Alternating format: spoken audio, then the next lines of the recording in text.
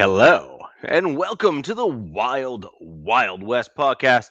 My name is Richie Riche of the MHRT Network, and over that away, I've recently realized that when you point this way on my screen, it looks like I'm pointing the right way, but then to the screen for everybody else, it looks like I'm pointing the wrong way. I give up. So I'm just doing this. Anywho, that's DZ. He is representing his Los Angeles Chargers. We do believe we are going to have a Raiders representative here on the show later this evening, as long as everything works out. But we are going to get right into it. We got a fair amount of news across the AFC. Broncos started their OTAs today as well. So some big news there. Just a few things to kind of cover off and go over on the show, and then we'll see if we can't drum up some of the Raiders and Chiefs information as well for the fans of the show, so that we can include. You're on mute. That was weird. There It's we like go. we had three Raiders hosts, Yeah. and you can't get one right. I'm sure one of them will roll on in. Y'all ready Yeah, to I'm pretty smoke? sure. I like barbecue. I don't know, smoked any other way. Hmm. I don't know about that. Yeah, Raider Paul. but I think it'll be an interesting little block here. Um, in my opinion, I think it'll be an interesting little start to the season and all that kind of stuff. So Yeah, we'll go from there. I mean, speaking of starting the season off, OTA news like coming out of LA kind of thing. The fans got a little more insight on Salute Raider Paul. The fans got a little more insight on the offensive, like what this type of offense is going to be. And, we're probably not going to know fully and really what it's going to be, like till mid-season, right? I mean, I agree. but from what Justin says, and he showed up. He was at OTAs. He had all the full support by Harbaugh for supporting his girlfriend in Europe or whatever. He said it's a fun but complicated offense, and we got to hear from like both our tackles, Joe Alt and Rashawn Slater, the two guys that went down last season, and they sound pumped, man. They're really excited about this wide zone offense. I know the Raiders are running a similar scheme, and from what all the beat reporters are saying is the O linemen are doing a ton of running drills, a lot of running, because these wide zones, these guys, a lot of these blocks take time. So this is what I was saying about the kind of the growing pains with this offense is a lot of things have to work. Like it's got to marry. It's like it's got to marry together in order for these plays to work because it's a lot of timing, quick pass. It's a quick pass scheme. I'm not really concerned on the running game. It's more the quick pass and the complicated offense and a lot of motions and things like that. But I mean, everybody's doing their homework. They got time, but I think there's going to be some growing pains early in the season. But we'll see. What's up, Mike Carmelli? So you new. Welcome to the show, man.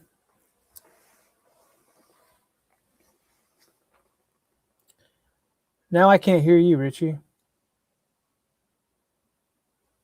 How's about I unmute myself as I speak, Go. and then it helps everybody. So Mike Carmelini there is the primary host of Mile High Monsters. You can catch his podcast Gotcha. most days. And for those that didn't know Mike before his on-camera debut, he did a lot of podcast reviews in Broncos country. So he would watch a bunch and be a loyal audience member on a bunch of podcasts, including the MHRT network. And he did his annual rankings of all the various podcasts and stuff, and they were quite well followed and well received within Broncos country because he did a pretty honest job of reviewing things and all that sort of stuff. So Unlike the on his mainstream media, he was pretty on point and fair with his reviews. So it was pretty cool the way he did it.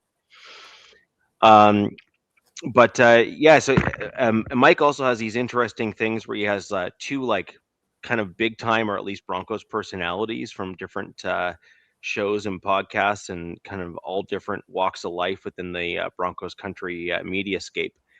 And he'll have them go head to head in like trivia and Broncos news and their takes on the team and that kind of stuff. It's actually a super cool concept. So Nice. should be a he's got a great show. Recommend people watch it. But Mike, I got now that you're here, go ahead and leave a couple comments in the chat, and I will do my best to answer your questions. The one thing Mike always appreciates with me in the chat is I am certainly not afraid to disagree with him and others. And I will go back and forth with banter, facts, stats, etc., to kind of back up my points. We can always agree to disagree, and then kind of see who's right in the end when the season starts and everything. So big news in the AFC and the NFC. I think the AFC one was the rumored forever, and then the NFC trade kind of caught everybody by surprise, especially after I think didn't the Browns just extend Garrett last season, if I'm not mistaken. Myles Garrett. Pretty sure he just signed his extension last season, and then they trade him this season to the Rams. In 2025, you're right. It was last year. Yeah. He's a 4-year, $160 million extension in March of 2025. He's got to be like the top selling Browns jersey, right? You know, so like all those Browns fans, they got to be pissed. They've got to be, all the Christmas presents. He got extended. Everybody got a Myles Garrett jersey, and now he's a Los Angeles Ram, who are, last I checked, betting favorites. To win the Super Bowl this year. I'll be hate watching them all year. But yeah, they're loaded. They are loaded. They're well coached. They've got a great GM who doesn't really seem to care about draft picks. I saw somebody put out a post, I don't know, the other day about, people are like kind of quelling the, people talking about the first round stuff. And they actually have they have a lot of contributors, role players, and starters who come from later rounds in the draft, and they have some UDFA guys.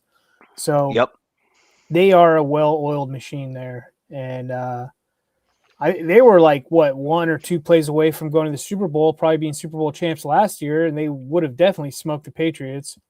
Yeah. So, well, that makes a lot of sense, though. And the kicker here is with the Rams. Like, there's a few teams in the NFL that are drafting well now, and the Rams are definitely one of them. And so, what you do with a well coached team that has good talent, it sort of forces those guys beneath them to elevate their play if they ever want to see the field. Like, they're basically the Madden version of the team in the NFL, right? They're just going around and be like, give me all the things. But then what that does for the UDFAs and those younger guys that they do draft is it forces them to try to play up to the same caliber as these often elite level talent that they have brought into the team. And in a well-coached team, this is the kicker, a well-coached team and a cohesive team that has a vision and drafts with that same vision in mind, the Rams have kind of shown that it works. Like, if we're going to be honest, if we're going to be totally blunt and totally honest, that with the right competencies around and on the team, you can win in today's NFL with the Los Angeles Rams model. I know what you're saying. Behaving right now. Yeah, I was talking to some fellow Charger fans, and the two teams in LA, my Chargers and the Rams, have complete different with this new regime with the Chargers, complete opposite philosophies. You know, Ortiz from the Ravens, it's all comp formula. It's they want more picks, and they value their draft capital. They value the young players, and it seems like it's the opposite. The Rams are like, we're going all in, and Super Bowl or bust. And it worked out for them once. We'll see if it works out for them again. Yep. But yeah, man. Yep. So, Mike, you ask Mike, and he responds. First question for me on the Broncos. We're going to get into a lot of the free agency, the second wave, the aftermath of some of the June 1st cuts and stuff like that. And the Broncos were a beneficiary of a designated June 1st cut of Greenlaw. So the Broncos are now up to a little bit over 25 million in cap space, which we'll talk about what they did with some of that money just yesterday with Pat Surtain. But let's let's look at Mike's question here. This is obviously directed at me, but DZ obviously have you chime in right after. Do I think that the Broncos need to address the JFM departure? Well, I'm going to say yes and no. So I was, as everyone who's a fan of the show, or if you've watched any of our replays or whatever, I am a pure trenches guy, and I think that the skill positions feed off of the excellent trench play that includes offensive line and defensive line. And this year we had a bit of a unique draft. We had a massive push in the early stages of the draft with the interior defensive line players. So it's clear that it's not just me that is saying that the interior defensive linemen are incredibly valuable. Other GMs throughout the NFL are definitely agreeing with my general stance in terms of play style and importance of those sorts of players.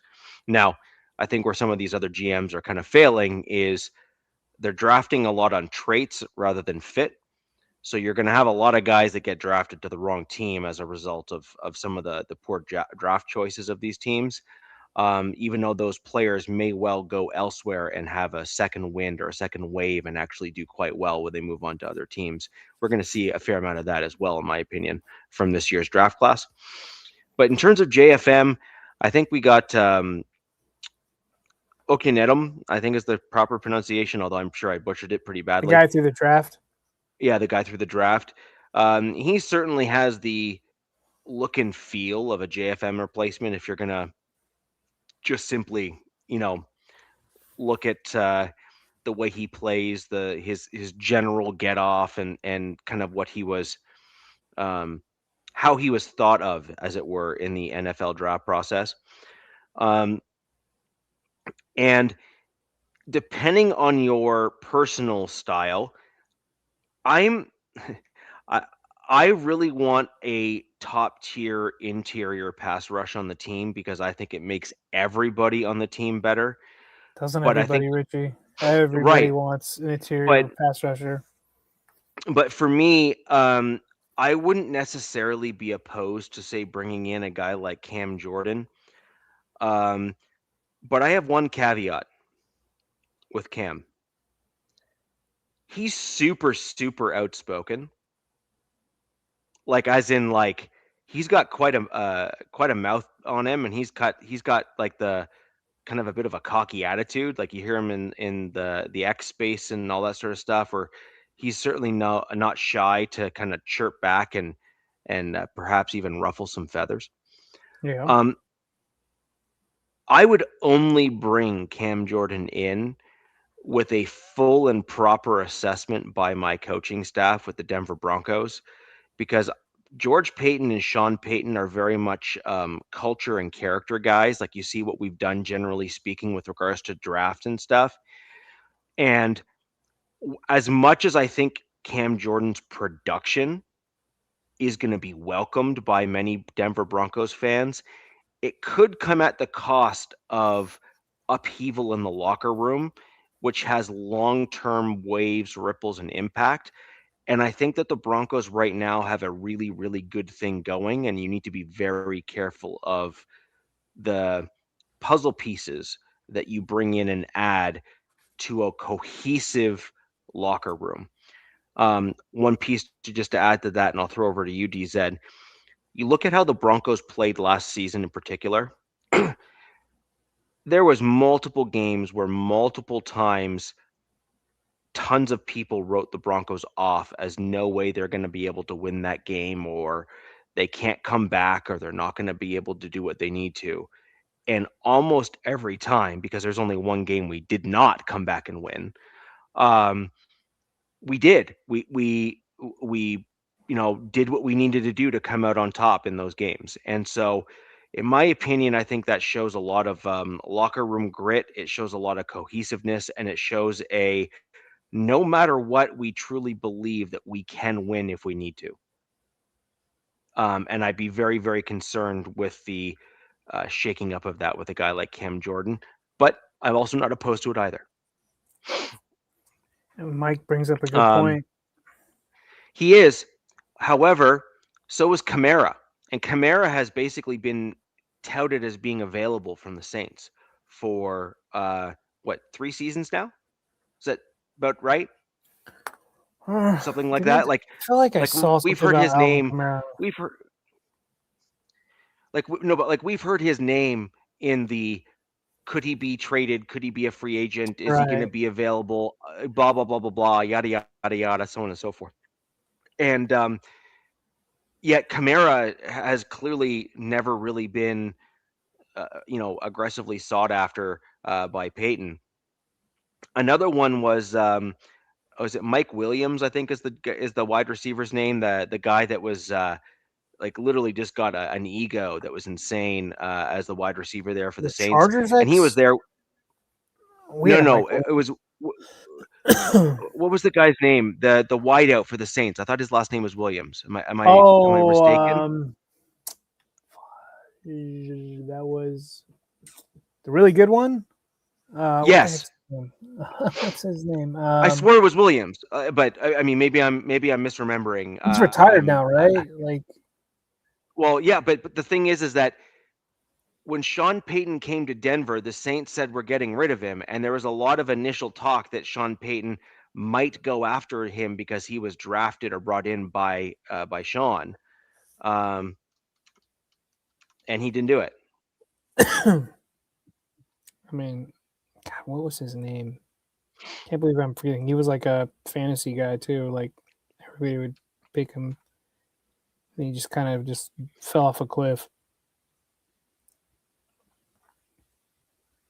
Yeah, well, he was like one of the best wide receivers. Michael Thomas in like all of football for like Michael Thomas. Michael Thomas, that's who it is. Michael Thomas. That's right. Yeah. Yeah, he retired in 21. And so in 21. Yeah. Or he was done with them in 21. No, I don't think it was. He was a longtime Saint, and then they did have Brandon Cooks, Willie Snead, Ted Ginn, Kenny Stills. Yeah, I think it's Michael Thomas you were thinking of because he was he was a really good. He was one of their top guys in their franchise. But there's that he was there, and there's another guy there on the Saints. There's a lot of talk that Peyton might bring him over to the Broncos. It never happened because, again, I think Sean Payton, and this is to his credit, by the way, I don't think he's ever going to admit it because he's too much of a player's style coach. You hear all these guys that swear by him as a coach. Like they will literally follow him. Like little Jordan Humphrey, his entire NFL career is because of Sean Payton, basically. And Sean Payton is actively wanting and seeking character players. And by the way, not to say that Cam isn't a good character player in the locker room and all that sort of stuff. My only comments are, as a fanalist, my only exposure to the guy is his public persona, coupled with his play on the field. His play on the field warrants you wanting to bring him on your team like tomorrow. Basically, he's 10.5 sacks last year. The dude was a beast. Mike Williams. Yeah, it was Mike. I I swear it do was Mike not remember Williams. Mike Williams on the Saints. Could I? Yeah, I Look at swear it was it. Mike Williams. I'm almost positive the dude was an absolute. I think Mike Williams was the guy that kind of took over for Thomas, and he was just an absolute contested catch nightmare. He had a combination of like size, speed, um, caught everything in his general radius, and he ended up with this like chip on his shoulder where he just thought he was like his crap didn't stink. Um, he Kamara and then when another quarterback got there, they all had this like 3-person clique that seemed to be rather unhealthy, where they just all kind of like pumped each other up, but they weren't playing well. um, but anyways, just that's an example. You want a high character player. You want someone that's not going to necessarily upset the apple cart or ruin a good thing that you have going. Especially as Bo Nix is starting to work his way into becoming the de facto leader on the team and in the locker room, you want those character players to stick around and do their thing. Another very interesting thing, which I think is something that needs to be noted, Mike, you brought up JFM as an example. JFM showed to be such a high character guy, like truly a high character player on the Denver Broncos. It was pretty well known in going into his last season, that he pretty much knew he wasn't going to get the extension with the Broncos. You never heard a word. He was encouraging and helping other guys. He was just the rock on the other rock on the defensive line, and his production was incredible. And I really think that he Yeah, deserves like a 7.5 sacks, something like that. Really, yeah, yeah, I think he just deserves a little bit more credit than I think a lot of Broncos country even has given him, and I think the national media didn't really give him the accolades he deserved until right near the end when they started to realize that he was like, certainly within an upper tier or upper echelon kind of interior defensive line play, and he earned his extension. He earned that contract that he got as I think it's with the Titans, if I'm not mistaken. yep. But anyways, and by the way, with the Titans, I expect that he's going to have similar production, because I think that he is just, I think he's developed himself into being like a one man army in some regards, and I think the Titans have shown that they're a defensive team to begin with, and I think that JFM is going to end up being a staple player for them. He may not have the same necessary production that he had on a stacked defense that the Broncos had, but I do think he's going to have great success. Fucking who's Wemby?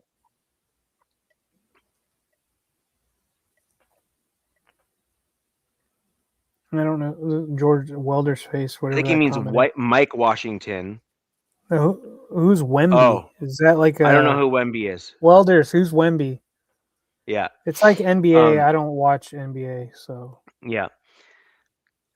So last question here by Mike in the chat. We have, who do you guys think should be the favorite in the AFC West as we sit here today?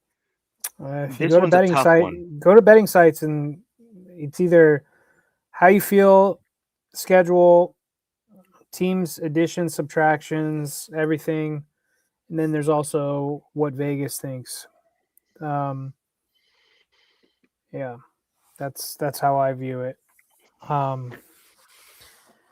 Vegas is high on my Chargers. Yes. But like I said early in the show, when the show kicked off, a lot of things have to go right with the Chargers. It's a new offensive scheme, and it's a complicated one. Even what Justin alluded to, he says it's fun, but it's complicated. It's a timing. This is something that those players, they haven't had for the last 2 years. I don't think Justin's even played in a system like this his whole career. Quick pass, quick, timing throw kind of deal. They've always relied on his arm. Yes, they Then have. you have the Broncos, who didn't need much. Few subtractions on defense. Add a a dog, a really good wide receiver in In Waddle. Waddle. Yeah. Um, had a solid draft. I think the whole division had a solid draft, to be honest with you. Like every team drafted really well. Um, the Raiders, like it's a division game. They are a hell of a lot better than they've been in the last few seasons, and they haven't even played a snap yet. But someone there was an earlier comment talking about Kirk Cousins, playing against the Chargers, and I'm like, dude, he's a proven quarterback. You can say what you want, you can joke with him, you know what I mean? But he's a proven guy. He is a he knows what he's doing when he's out there. You know what I mean? And then you have the Chiefs who brought over the Super Bowl MVP and are still Andy Reid's still in the building. Uh, there's talk about Mahomes' knee, right? Like we don't know, but I got a feeling he's going to be out there. Um, and Travis Kelsey's still out there. It looks like he's going to run it back for another season. And Spagnuolo is still the defensive coordinator, so it is tough to see who's going to come out top. I think the Broncos had a little bit of luck on their side last year, but they might not need that luck if their offense improves, right? J.K. Dobbins back, Waddle, Cortland Sutton there. Maybe Jolly surprises everybody and takes. Coleman is the one guy. So Coleman is the one guy that I think if I'm coming at it from your perspective as a Chargers fan or Raiders fan or even a Chiefs fan, the biggest difference, in my opinion, on the offense, aside from Waddle's a difference maker. I'm not even denying that, but I'm just saying, let's put the wide receiver addition that's an obvious choice to kind of bring up in this conversation aside. Sure. Okay. The number one thing that the Broncos struggled with last season was when J.K. Dobbins went down, our run game went down with him. Oh yeah. And what we showed at the end of last season and in the middle part of last season when JK went down, first off, JK held on to his rushing record like right into like week like 12. Like it was crazy. Yeah. He went down in like week 9, and it took 4 weeks for another running back to actually surpass him in terms of the rushing yards and all that kind of He stuff. fit in And with Peyton really well. yeah. So Yeah. where I'm going with this is that the Chargers, and I'm going to tie this back into your team actually. Last season, the Chargers attempted to do what I believe the Broncos are doing this season. You have J.K. Dobbins, who's injury prone. He's never really had a healthy season or ever had a healthy season in his career. But when he's healthy, he is undeniably like a top Really good. 3 to 5 running back in the NFL. Okay, that's Good back. like that. Like that's just statistically factually accurate. Okay, done. But what the Broncos went ahead and did this offseason is they recognized that they needed a well-rounded running back that could do the same things as JK when he inevitably goes down. And they got a guy that is a proven Is this the NFL Coleman guy you're talking about? Coleman, exactly. They went and got a guy who's similarly built to JK, who's got a similar running style to JK, who's already got the pass protection component of his game on lockdown. He was the best pass protecting running back in the NFL draft, not even close. And and now they're having him learn behind J.K. Dobbins, like the minutia of the game, like the little quirks and ebbs and flows.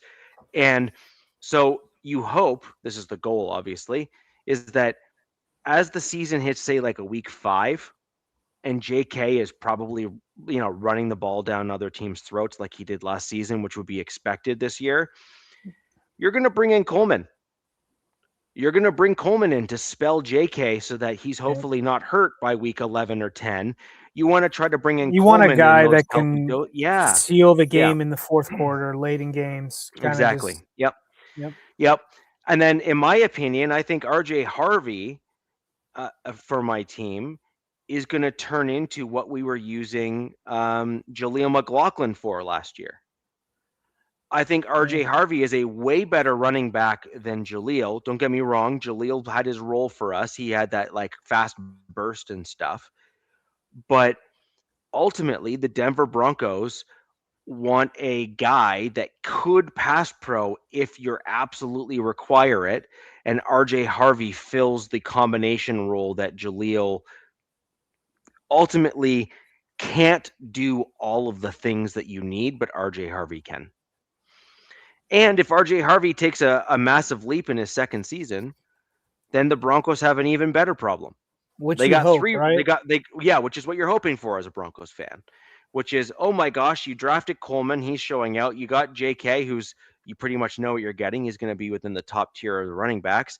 And then if you end up with RJ making that leap and Coleman making that leap and J.K. being there, then man, isn't it awesome having a legitimate problem of not knowing which running back to put on the field? Yeah. But my opinion as a Broncos fan, kind of speaking as it were to other teams and other folks coming in here, in my opinion, I think one of the biggest changes on offense for the Broncos is Jonah Coleman. Like he is just a bit of a J.K. Dobbins clone in some regards in terms of kind of like height, size, kind of the sort of things he can I'm always do, that really sort of thing. wary, Richie, to like talk highly of a rookie. Like I get what you're saying, and like rightfully so, right? Like best pass blocking, and a lot of these rookies are really polished these days coming in the NFL. But I'm always like a little bit hesitant to, you know, I pump my brakes a little bit talking about the rookies because they're still such an unknown, because they can be like just like what we saw QJ when he came in the league is just complete head case, right? Like just dropping balls left and right, and it's a different game. It's faster. Yeah, but what It's about Hampton? Omarion. He, Yeah. he was solid. Are you talking about like, yeah? But he was a high end draft pick, first No, rounder. I understand, but my point is that on many people's draft boards, Coleman was the number 2 or number 3 running back. Okay, so you're going from that angle. That I got you. that's my point, right? Is Amarian Hampton was the number 2 or number 3 running back last year on last year's draft. Now, Yeah, I agree. it He was had the measurables. Genty, Hampton, and the guy from the Patriots, right? What's his name? Really good I guy. can't remember. From Yeah, but he's either way, the go ahead. I agree with you. I totally agree with you. You're 100% correct. It was Hampton, Genty. So in that, but it was Genty, Hampton The in that kid from order. It was Ohio State who went with the yeah, Patriots, really good guy. Henderson, thank you, Biggie. Henderson. Yes, yeah. Yeah, I really liked Henderson as well. But again, the point here is that you guys went out and got a running back. I agree. You draft him in the first, and that's fine and fair, no problem, right? But that's just kind of where the draft last year went. yeah, Is right. that these running backs were just like they happened to be better than a bunch of other position groups, Yeah. and you needed that position, so you went ahead and got your guy. I'm not even blaming your team for doing No, that, no, right? I get what you're saying. You're saying that Yeah. this draft this year, there's so many other positions that were higher, up on the draft board. You Dude, the know, defensive linemen in this year's draft were insane. Like they yes, just were. They were objectively like just really good. um, yeah. so, anyways, that's just kind of where I'm at with that, and I just think that uh, just like you experienced with Hampton, just like Henderson came in with the Patriots, just like we've seen with uh, uh, quite a number of rookie Genty with running the backs. Raiders. I mean, Genty with the playing Raiders, yeah, yep, he just a piss poor offense. I mean, it was like mirror image Vegas and LA, but horrible offensive line. And it was so many times I watched that guy just get stuffed behind the line, right? Like had no chance. But then you could just see it. He would just break one off, and you're just like, oh my god. So like yeah, in Vegas, if they get that O line figured out, that would be watch a out for problem. Genty. Watch Yeah, out for yeah, that would be a Genty. problem. The kid Yeah, is special. He is yeah. special. But that's exactly the point though, right? Which is running backs are one of the smoothest transitions into the NFL just because they're already used to getting the impact and really the only difference with running backs I find, for example, kind of like quarterbacks by the way in the NFL is slower running backs that are used to being able to win on the outside find out that they have to stay to the inside if they're going to win the battles, as it were. But RJ Harvey general had to learn that. RJ Harvey's, I think he's a good example of a guy that's Yeah. just used to always winning on the outside, and all of a sudden he's like, oh, like welcome to the NFL, rookie. I got to Is cut it kind of up. the yeah, and Turn up. and Turn up. yeah, I agree.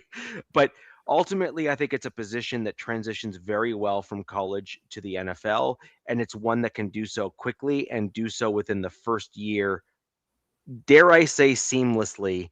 Um, One position group, though, which you kind of made a couple comments on, or we've made some comments on the show on, you actually mentioned one of my team's draft picks at that position is the tight end. The Yeah. tight end position when you move to the NFL from college is easily amongst one of the hardest to transition to the NFL to, Well, because yes. Up until you're recently, learning. it was Yeah, like who if you draft these guys it's up like until 3 years in. Bowers and Yeah, Warren and McBride, some of these really high end guys.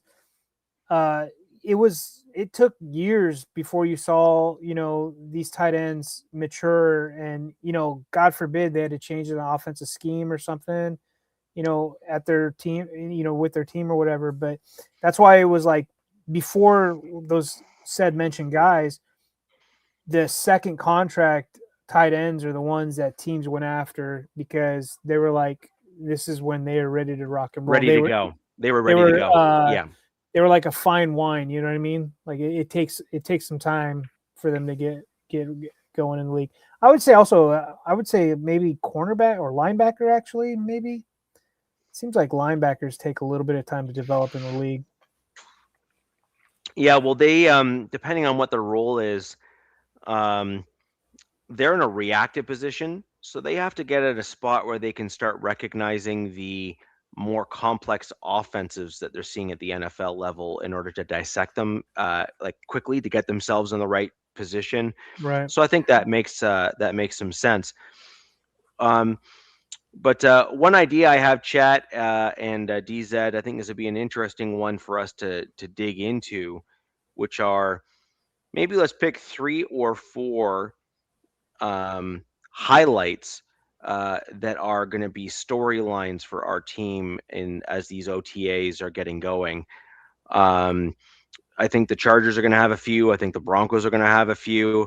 I already know of just a couple off the top of my head for the Raiders as well, as an example. Um, Um, and then the Chiefs, I think there's going to be 1 or 2, including how does Mahomes look and how does their backup look? Do they feel comfortable? Like who's getting the most reps, that sort of thing. So they've got I'll throw it drama over to with you. Rasheed Rice too. You know what I mean? Like I have That dude zero. just does not want to play in the NFL. Like I don't understand, man. I just don't get it. Like you are gifted a tremendous opportunity going to the Super Bowl champions, and you have the opportunity of developing and doing great things, and you're just like, nah, I'm cool. I'm just gonna go ahead and find myself in jail. Like that's great. Let's just do that. I was just looking. I'm like, who do they have like wide receiver like weapon riser? We know they have Kelsey and Kenneth Walker. So I was just like Hmm. looking. Jake, bring a stool, tight end. I'm like looking at some of these. I don't know. I'm just going through their team thing right now because I'm like, outside of Rasheed Rice, oh, they brought over Amari DeMarcado. Okay, let's see. I'm just scrolling through real quick. I just want to see like I know they drafted some guys. Uh, They did. Yes. Probably going to have a young weapon core this season because I'm not seeing anybody that is giving me any sort of like panic, wide receiver wise. And I'm not trying to sound cocky. I'm just, Jalen Royals. Eh. But what were you going to shoot at? I'm sorry. I'm looking at their roster real quick. Just going through it. I mean, Kenneth Walker, dude, stud. freaking stud bowling ball. He will be a legit concern, actually, because they're going to need to be leaning on the run game no matter who's starting at quarterback to start the season for the Chiefs. And so I think Still that got he kind of Xavier knows. Worthy over there. All right. So they got some guys. I don't care what they say. Mahomes won't be back before week 6. I mean, could very well be Big E. Yeah. I mean, I wouldn't mind, but I don't know if they're. Like I said, I can never count them out. Like maybe last year was just their one down year, and they bounced back to being the Chiefs of old. We'll see. I don't see it, but especially with the rest of what the division did with everybody else, what the Broncos looked like last year, my banged up Chargers, what they did, I think our schedules got a lot tougher. That's for sure. Our schedules, we've talked about it. It's brutal. Lost his job to Charbonnet. I was like Sharpine. Yeah, Charbonnet. Yeah, well, the in my opinion, the Seahawks kind of had this interesting conundrum there, where they had 2 top-tier running backs, but they wanted to run the bell cow running back system.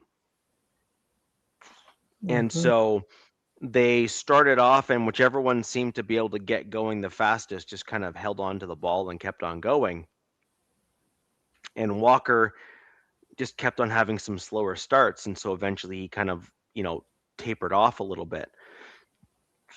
But at the end of the day, when it mattered the most, Walker showed that he had the Iron Man blood, and did what needed to get done to ensure his team won that game. Like he was the reason why they won that Super Bowl. Like he was it, man. Like he earned that MVP. Like he was the reason, to his credit. So what are you saying? You were going to hand it off, talk about, just highlight of OTAs. OTAs are going to have a couple storylines for each of our teams, right? And so that'll be an interesting discussion for us to kind of bring in with the chat here and whatnot, to kind of talk about 2 or 3 highlight things that we think are going to be big time storylines that we want to pay attention to. I think like for the chart, one that kind of came to the top of the head with the Chargers is there's a few for me looking at them is the offensive line.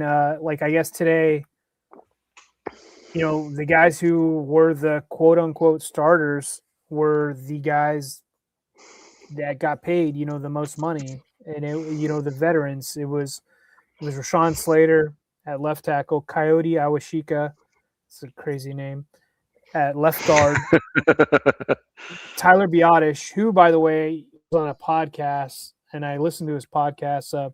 He's got a lot of connections with Joe Alt. Joe Alt came from Notre Dame, and his O-line coach was Tyler Biotish's O-line coach at Wisconsin. So Biotish comes from I think he comes from like a town of like 1,000 people or something, just tiny town, just a corn-fed dude from the Big Ten. And I think like every team wants, a few of those guys on the offensive line. I'm excited about him. Seems like a really good dude. And center was a huge. They're built different too. Those types of guys, like they're just. Yeah, he seems like a really great guy, and I can't wait to see him out there. And then it was on the right guard. It was Cole Strange, who not a lot of fans are really happy about, but he is bringing over the McDaniel scheme. So it's like, I'll show you guys as a player coach, what McDaniels expects, kind of thing, with this wide zone. Not good stats. By the way, I think PFF offensive line, we have to get away from that. Like sure, let them grade other positions, but offensive line, like, I don't know what I'm just going to have to trust my eyes. That's what I'll have to do.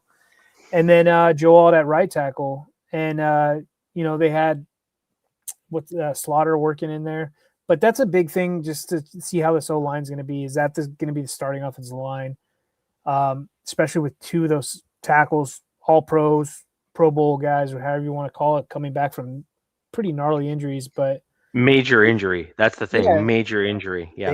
they both had pressers, which I was kind of surprised about, and both are ready to rock and roll. Like the beat writers are like trying to ask them, like, "Hey, do you feel like be able to trust yourself or whatever?" And they're like, "I know my body. I'm ready to go," kind of thing. Like, so we'll see. And if they can go, you know, the miracle of modern medicine, because what both of them, like, you know, Joel, everything that could go wrong happened to his ankle, and then Slater, the patella tendon. That's a huge deal. Like, that's no joke. That's a career ender, or at very least, like, if he comes back, I don't expect him to play like Pro Bowl level this year. I think they're going to do a lot of tight end help for him, because that is a gnarly injury for a big man to come back from.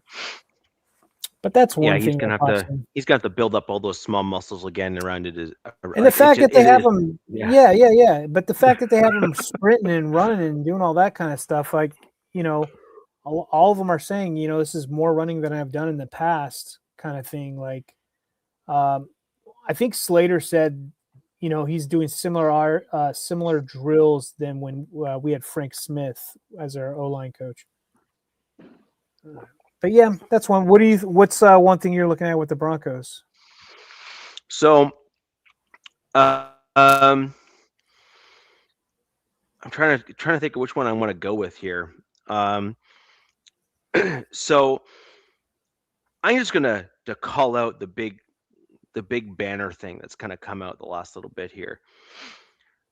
Broncos went into the offseason with one of the worst tight end rooms in maybe even the NFL. Like, it I'd was say from bad. a Like, production standpoint, yeah. yeah, it was objectively bad. And there's a dude that's come out, little chirping from the OTAs, but mostly from the rookie mini camp, where it was just, you know, kind of not expected. We'll put it that way. And that is Caleb Lohner, They six talked. foot seven, 260, 265, somewhere in that range. He's that like magical height weight combination that you want from a tight end. He's a former basketball player, so he's got that like kind of long reach combination athleticism, kind of mixed bag kind of thing going on. Yeah. He's put on. He wasn't originally 265 pounds or so. He was actually quite a bit lighter, because of his basketball stuff. And so he was put on a training regimen to bulk up, get bigger, et cetera, et cetera. He followed it to a T. And in the off season, he was given some homework. His homework was to get nastier and learn to absorb impact. Did you say they Well, wanted him to put on weight, or yeah, yeah, okay? Yeah, because I think when you yeah. guys drafted him, 6'7", 250, like, yeah, dude, massive dude. He's put on. He's still a huge guy. Yeah, massive like dude. let's put it this way: 6'7" and 250 is still not a small dude. No, no. And then 6'7", 265 ish or so is definitely not a small dude. Like, he's a very he's got that kind of Gronkowski kind of build to him a little bit, um, which is good. Um, and the one thing that was interesting, I think I spoke about it at one of our last pods, but I'll bring it up again. Last year, two things. Number one, but the last 3 or 4 games, 2 or 3 separate teams came to the Broncos and tried to pull him away from our team. Hmm. He refused to leave the Broncos. Refused. He just turned them down, said, "No, I'm good." And then Sean Payton and George Payton then rewarded his loyalty to the team with an elevation in week 17 with being active roster game check. And we found out what he had done for the team above and beyond just refusing to leave was he actually started playing scout team, but he played the defense because of his height and speed.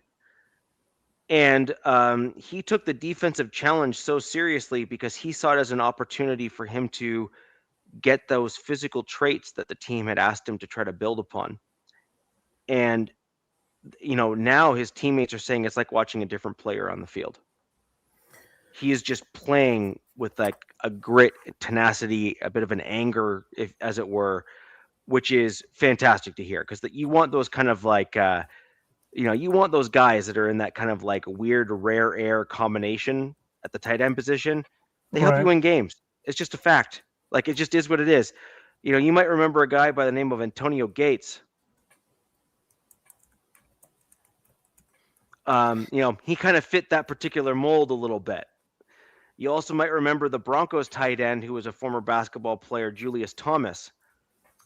So I'm looking like how many. So you guys had 4 tight ends on the 53 Roster last last year. year. Yeah, Yeah. yeah. So who's who got cut? And Who's gone? Is it and Kroll or here's my hot Atkins? take. So here's my hot take. I think the team is going to cut Ingram.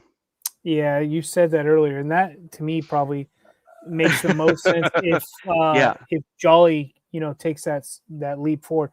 Somebody's got to be the odd man out there though, like because you guys drafted Jolly. You're talking about Loner, and then I mean what I'm looking at: Evan Ingram, Adam Troutman, Lucas Kroll, Nate Atkins. Who's those Well, guys still Krull all is on that gone. team? Okay, so Krull that's a is gone. spot. Krull's gone. That's probably Krull's Jolly's gone. spot right now. Yeah, so Krull's gone, in my opinion. He's not going to win that out. Um, Dallin Bentley he's that dirty yard guy. He's the dude that's going to be that extra lineman that can also pass catch a little bit and whatnot. I don't think the Broncos are going to want to let him go, so I think they're going to try to do what they can to keep him as well. So, and then I have to re-look at Troutman's contract, but the last time I looked at it, I don't think they have the like. It's not like the Broncos aren't used to being able to play with dead cap on the roster, as it were. I Right, mean, right. Russell Wilson. Uh, I think he but just retired today. Breaking yeah, he news. did. He did. Yeah. Um, you know, but remember, I mean, he was never the problem. He always did such wonderful things, and everyone else around him had all of the issues. He was just perfect, according to Russ, because Russ is one of one. Number three. Um, We'll miss his anywho, important takes. yeah, the Danger Witch, baby, the Danger Witch. Anyways, when we look at the Broncos tight end room, it's been quite fascinating for me to watch that it went from one of the position groups that a lot of Broncos country was like, ugh, oh no, this is a problem, where I'm actually super excited about the tight end room now for my team. I'm looking at Caleb Lohner. I'm looking at my guy Nate Atkins. By the way, within Broncos country, I might be the only guy that's like the Nate Atkins fanboy, which probably Right. means he's going to get cut just like the other guys that I seem to like. Which, by the way, the guys that get cut go into other teams and are the staple tight end in the blocking, pass catching Well, I mean, combo tight role. ends that get released, and one man's trash is another man's treasure, especially in Yeah, your position. exactly. Yeah. So, So you remember Sobert yeah, from the Denver Robert. Broncos? Like Yeah, he went on to kill it with the Dolphins for a good period of time there. Um, that was back when they were good.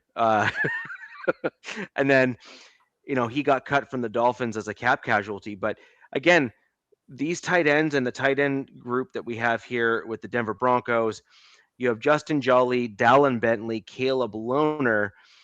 And then the question is, you're then looking at one of, in my opinion, Ingram, Troutman, Atkins, and Krull. And the question then is, does Nate Atkins show up as being the dark horse because he can also play fullback? So if Prentice goes down, Atkins can kind of fill I in. mean, that's And yeah. like that's positional value right there. Whereas Mhm. Troutman and And then Ingram and special teams Kroll too. don't. And special teams, Atkins is an ace on special teams as well. Yeah. So again, it's possible that Atkins Dude, could be the fourth as a result. I mean, yeah, like I don't know. Maybe they do value Ingram, and maybe they just last season was a wash, and then they just pair him with Jolly, right? And you have these two versatile or elite, higher end pass catching tight end guys, and then you have one blocking dude, and then Nate Atkins, who's also the other blocking but slash fullback type. It's gonna be Yep. an interesting way how they Yep. go. But I mean, look, like you said, Ingram could be a cut, Yeah. or Well, he's a cut, and he's a net positive if he gets cut. He ends up saving us another few $1,000,000. there you go. He'll get So snatched though quick. Yeah, he he'll will, get. but if we're gonna be honest, he really did not do. He did almost nothing for the Broncos It last could year. have just been the offense. Could have been like the chemistry he had with Bo, or maybe just he didn't pick up that offense. I don't know. It could have been a lot of reasons, because we had what brought over, I think it was Tyler Conklin, and I was super excited for him, and it just was a horrible pairing with him in LA. Like I was just like, what the hell is going on? And I think Yeah. he went to another team, but watch him ball out with this new team that he's on. It's just different situations. Yeah. And if I'm looking over at the Raiders, my take on the Raiders right now is going to be I'm not sure that the OTAs are going to be something to necessarily look out for, but I think that when the OTAs and camp and stuff eventually starts transitioning into the preseason games for the Raiders, my biggest one for them is going to be um, does Mendoza start making it difficult for the Raiders to stick with Kirk Cousins? Yeah. Um, it's something that I brought up before, and I think it's actually kind of an important piece to mention here, which is you spoke about Russell Wilson, Right. but if you remember, the Seahawks had just paid a boatload of money uh, to a quarterback on their roster when Russ was drafted, and You got my brain moving. I'm like, it's either Hasselback. It might have been Hasselback or Castle. I can't remember which. Um, but they extended the quarterback that was on the team at the time, and Wilson basically outright took in his rookie year the starting job. I'm looking it up. Let's see. Matt Flynn. Was it Matt Flynn? Oh, it says Seahawks intended starting quarterback with Russell Wilson was drafted. 12 was Matt Flynn. Seattle signed Flynn as a high profile free agent that March, a month Yes. before the draft. Okay. Yes. Okay. So is Flynn. It was Flynn, Tavarius Jackson, Josh Portis. Dudes I totally forgot about, to be honest with you. But Yeah. But yeah. it was Flynn. So Flynn, if I'm not mistaken, had a bit of an up year, and then the Seahawks brought him in as like their de facto starter, and it was just assumed that Flynn was going to be the starter there and with Seattle, and they drafted this young kind of short baseball kid named Russell Wilson, and he balled out in preseason. Like he literally balled out in preseason and made it undeniable that he was the guy that they should start because he was making plays and extending plays with his legs and stuff and throwing incredibly accurate balls. I think whatever happens with the Raiders, like between Kirk and I think Aiden O'Connell's still on that team as well. But with Mhm. Kirk and Mendoza, I think whatever happens is going to be a win-win. Like, I get what you're saying. Like, it's going to be tough to just sit this guy if he's just fantastic, which rightfully so could very well be. Yes. But like Kirk Cousins mentoring him, or this guy kind of watching from the bench, just trying to get feel what's going on. I don't know. It's just a win-win. I feel like it's like let him sit for a few games, have him play a few games. Who knows? I think could very well.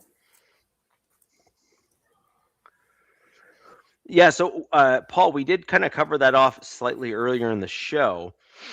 Um, I'm not a fan of bringing in an inside linebacker like Wagner, in my opinion. We spoke about it earlier on the show.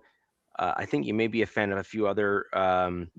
Dude, don't worry about it. We're all friends here, and fellow Broncos fan, obviously here, and frankly, my fellow Is co-hosts, Bobby especially still a when they're free all agent? here. He is. Wagner is a free agent, but just my general take on the linebacker spot, which by the way, DZ, just in full disclosure, is my second thing that I'm looking out for in OTAs. I may as well just cover it off here. We have Jordan Turner, Corinne Reed, and Lavelle Bailey, in addition to Alex Singleton, who's basically going to be the de facto starter along with Stranad. Now, I am not a huge Justin Stranad fan. I think he's good. I just don't think he's great. But if you look at Jordan Turner, Corinne Reed, and Lavelle Bailey, those are three players that in various parts of their career with the Denver Broncos have been very good. Corinne Reed had some really amazing plays until he kind of had a little bit of an injury, which kind of held him back. And if we're going to be honest, Jordan Turner was the best or one of the best fill-ins at inside backer for our team. We spoke about this earlier on the show, DZ. Inside linebackers take a little bit of developmental time because they're having to process the game at a different speed when they come to the NFL now. And Paul, I'm going to throw an old name out to you, and I'm curious as to your gut reaction when I say it. Josie Jewell, the outlaw. Now, in my opinion, and again, this is an unpopular one in Broncos country, I thought he was trash up until his last year. Josie Jewell was kind of slow, didn't have the sideline to sideline speed, but he was a good locker room guy, played special teams, etc., etc. Until his last year with the Broncos, he was lights out in his last year with the Broncos. To your point, DZ, he was processing.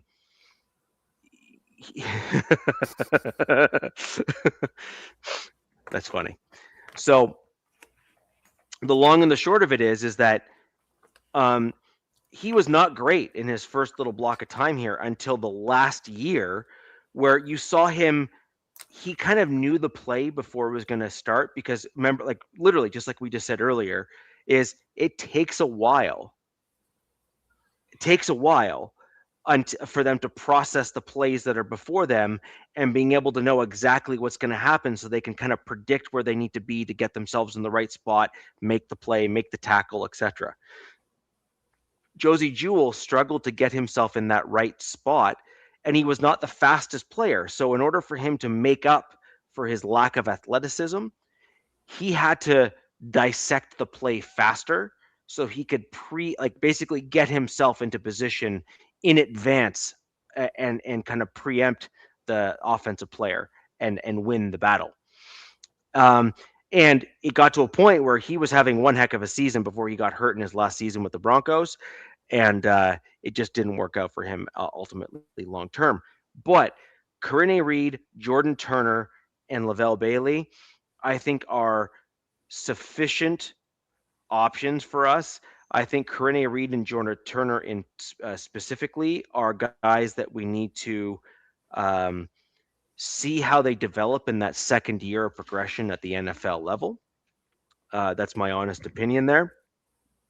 And then we also have Red Murdoch and a guy that I was not a fan of because I think he's just a little too small for the NFL, but again, happy to be proven wrong in Torian York. And then the other guy that I really like is Desan McCullough. He's 6'5", 240 pounds ish. He's a guy that, in my opinion, is a better version of Stranad because he's got a larger frame, taller, great for tight end coverage, etc. And he's a converted, or I think he'll be a converted outside linebacker moving into the inside linebacker's position with the Denver Broncos. So ultimately, in my opinion, I can at least get myself to where you're at, Paul, as it pertains to the interior defensive line. We have a couple unproven guys there in the young rookie contracts and whatnot.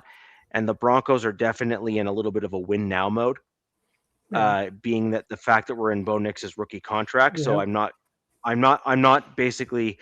Which makes me think, I'm do you not, think like any, like what you just said and like looking at free agents, like I'm like, can you see them bringing in another guy like Von Miller, perhaps, kind of just, or do you think Vaughn of is Von definitely Miller? a possibility. Because, that goes along with that Aaron Donald thing. I was thinking like maybe, he might just come around when the playoffs start kind of thing, So like here's could the that other be the option. case with the Broncos?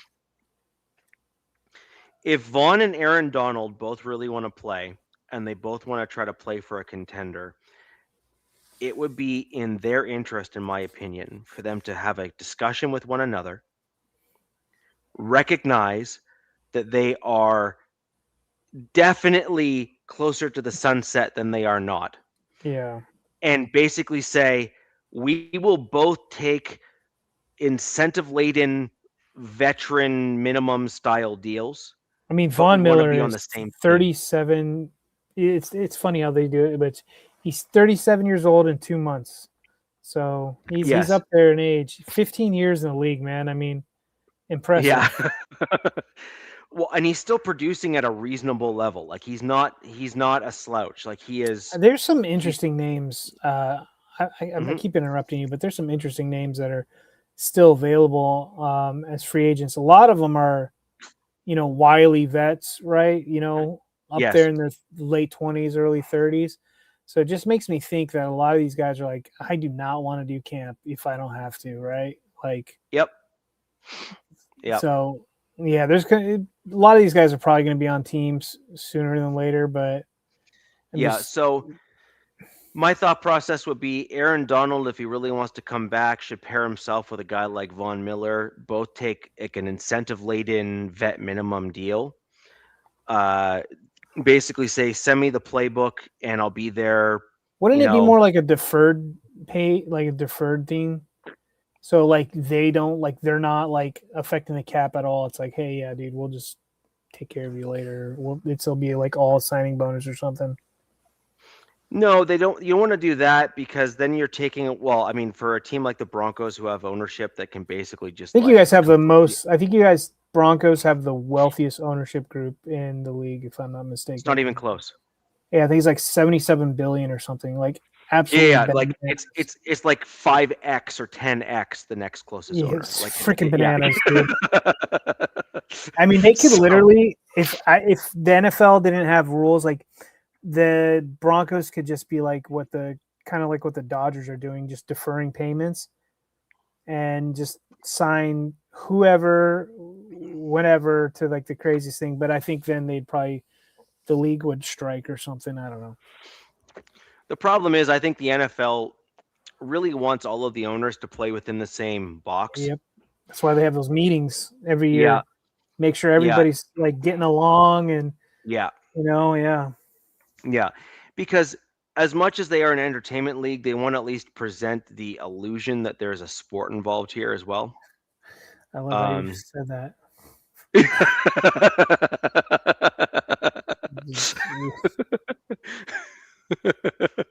I mean, dude, it's always in the back of our head, I mean, you can't fake the way they play, but there's a lot of other things that you just go, what's going on? Yeah. So, Paul, real quick, and by the way, this was my second OTA thing to keep an eye on, is linebacker. So we have Red Murdoch, Torian York, Jordan Turner, Corinne Reed, Lavelle Bailey, and I'm adding in Desan McCullough into that group, in my opinion.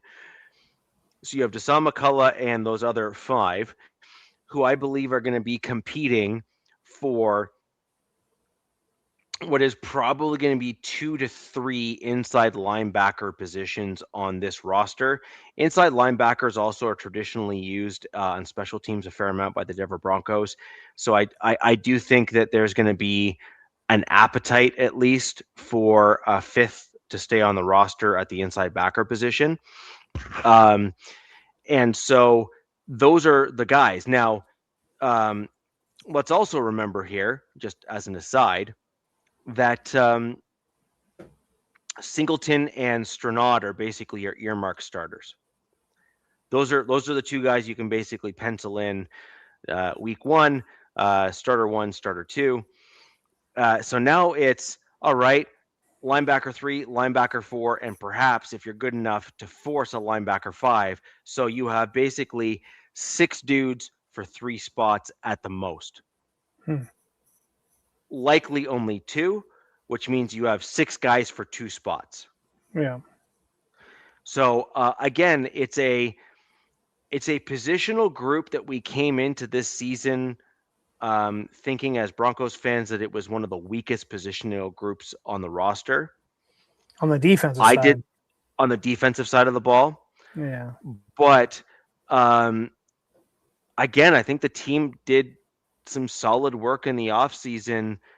And if I was actually never that low on our inside linebacker room. I just thought that we needed to let the guys develop. But the narrative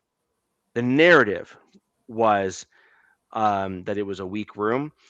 I actually think it's going to turn out to be not necessarily a strength of the team, but it's certainly not going to be a weakness. I think it'll be in that upper middle tier of the team in terms of positional groups, in my opinion. And I also think we're going to have at least 2. Linebackers get hurt a lot too, so Yeah. it's good to have a rotation of linebackers in there. So I think we're going to have 2 on the practice squad as a result. It's of a that as well. drastic step back when you if you got a guy out there who's got a few years under his belt or is a really solid linebacker, and then he comes out and then they throw in the rookie or the 1-year dude, right? You can tell he's slower. It's very hesitant more, it's he's getting taken for a ride, by running backs or, tight ends are crossing his face, things like that. And sorry, this is Paul's comment on Red Murdoch. Again, he's kind of in a similar mold to like a Jordan Turner, Corinne Reed, maybe a Lavelle that was Bailey. Mr. Irrelevant, right? Or He was, yeah. But he had 17 forced fumbles last season. That's crazy. Where did That's he play? insane. So he had let's see. Red So- Murdoch, where'd you play, dude? again, like Red Murdoch, in my opinion, is probably going to bump Lavelle Bailey. And then the question is going to be Jordan Turner. That's over his career. Over his career. And I think that Torian York, Jordan Turner, Corinne Reed, and Desan He's McCullough. from Buffalo. Yeah. That's I cool. think- I mean, that's where Khalil Mack came from the Mack. Yes. Yep. So in my opinion, I think you're going to have 2 or 3 of these linebackers that are going to stick around overall. The question is how many of them are going to make their way and stick on the 53 versus practice squad. But again, my whole point here is I honestly and truly believe that the Broncos are going to have a much better inside linebacker corps than most people believe. In addition to that, Broncos country, remember, Jonah Ellis is a player that the Broncos want on the field more, like a lot more. And he is going to be stepping in at inside backer, likely to spell Singleton if I'm reading between the tea leaves right, in the speed style sets where they want to have nothing but coverage guys on the field, et cetera, et cetera. And so I think that's the Good. I think that's the So yeah, the two Khalils from Buffalo. That was literally the thing out of the draft, which I mean, was their first crazy, names are spelt differently, but that's but the same. Yeah, pretty funny coincidence. Two yeah, Khalils came from Buffalo. I mean, dude, yeah, if he could have any, if he could have a percentage of Khalil's, success in the league, like what a steal that would be, yeah, especially Mr. yeah, Irrelevant. I mean, yeah. linebacker, like I was so high on Junior Colson, who came over with Harbaugh from Michigan, and he was I think one of the team captains. They won the national championship. He was playing the same, pretty much same defense from Michigan into the NFL. And one thing, I mean, it could have been he had his, appendicitis, or he had all these. It was just like this long list of excuses, but it just hasn't taken off. And we're going in year 3 with him. So that's a guy with the Chargers that I'm got my eye on, because I was so high on this guy as being plug and play as a linebacker, rookie year, and did not come to fruition at all. Looked lost out there, was slow, like I kind of mentioned before. And then last year, I think they just said they shut him down. He had another injury, and they're like, yeah, we're done with this experiment. We're going to bring in another guy. And then we had a guy, Marlo Wax, who I want to say was a UDFA. I'm not 100% on that. And he looks like he's got some potential. And so there's spots open. It's kind of similar. We got similar things. Like, well, I wouldn't call our linebacker room a strength, actually. Definitely, it's probably our linebacking core is probably the weakest on the team, even though Deion Henley's pretty good. Yeah, I would say that's probably the weakest position group, in my opinion, right? On the defense. But if Junior Colson can get going and he could hit, then it sure settles some things out. So, what's another one of those things you're looking for in your team in OTAs? So I mentioned the offensive line. I think we'll probably see a lot of vanilla schemes with the offense, right? Yep. I think it's just going to be meshing. It's just going to be building chemistry. It's going to be reps after reps after reps, right? Kind of thing. And, they'll still be installing weeks into the season and adding. And I'm actually, the things that are coming out about, albeit his goofy ass, Mike McDaniel, the dude is got a lot of high praise for what he's done these last few decades, with however long he's been in the game, with football. He's been around some really impressive coaches, like the Raiders with Kubiak, right? Like he's like, I think he, got tutelage from his father, right? And now he's going to be coaching against his son against the Raiders, which I thought was kind of interesting. But so I would say the easiest thing would say offense. I'm not going to say that. I actually want to get a better look at the defense if that's possible at all, right? Because you only can get what they show you, right? So it might be. That's why I'm hoping they have a joint practice, or I want to see the rotation, because now I'm hearing that this defense is supposed to be different than it was last year, which I'm not a huge fan of. But new DC now, he wants to put his flavor on the defense. One of the things that came out about the defense, the Chargers were one of the lowest. What is it? Lowest. What the heck is that term I'm looking for? They. Why can't I say it? Why can't I think about it? I'm getting like a complete brain fart right now. They were a very low. Throwing extra men, dude. I can't believe I'm having this kind of a brain freeze right now. Blitz. There we go. They were a blitz low, packages? yeah, very low percentage in blitzing with Minter, and I from everything I'm hearing, it that is going to be like a 180. They're going to go very high blitz package. Um, I guess from everything saying with this new DC, what he likes to do, he likes to blitz. He likes to send extra guys. I think that's kind of the same thing with the Broncos, right? No, maybe not. Do they? I don't know. So yeah, that it's because blitzing is great, but that could backfire. You know what I mean? You got delayed handoffs, things like that. Yep. But like a lot of things got to work. They got new. They want to try to run a new style of defense with pretty much the same players. Maybe some additions and subtractions. Odafe always not there. You're gonna hope Mesidor can be solid, which I think he could, and then there's going to be some position battles on that edge side with Kyle Kennard and UDFA Nadam Tucker, who was with our DC at Western Michigan, who is one of those old, like 15-year senior kind of guys. What was he, like 30 years old being as a UDFA or something like that, just like Mesidor. I mean, we'll see.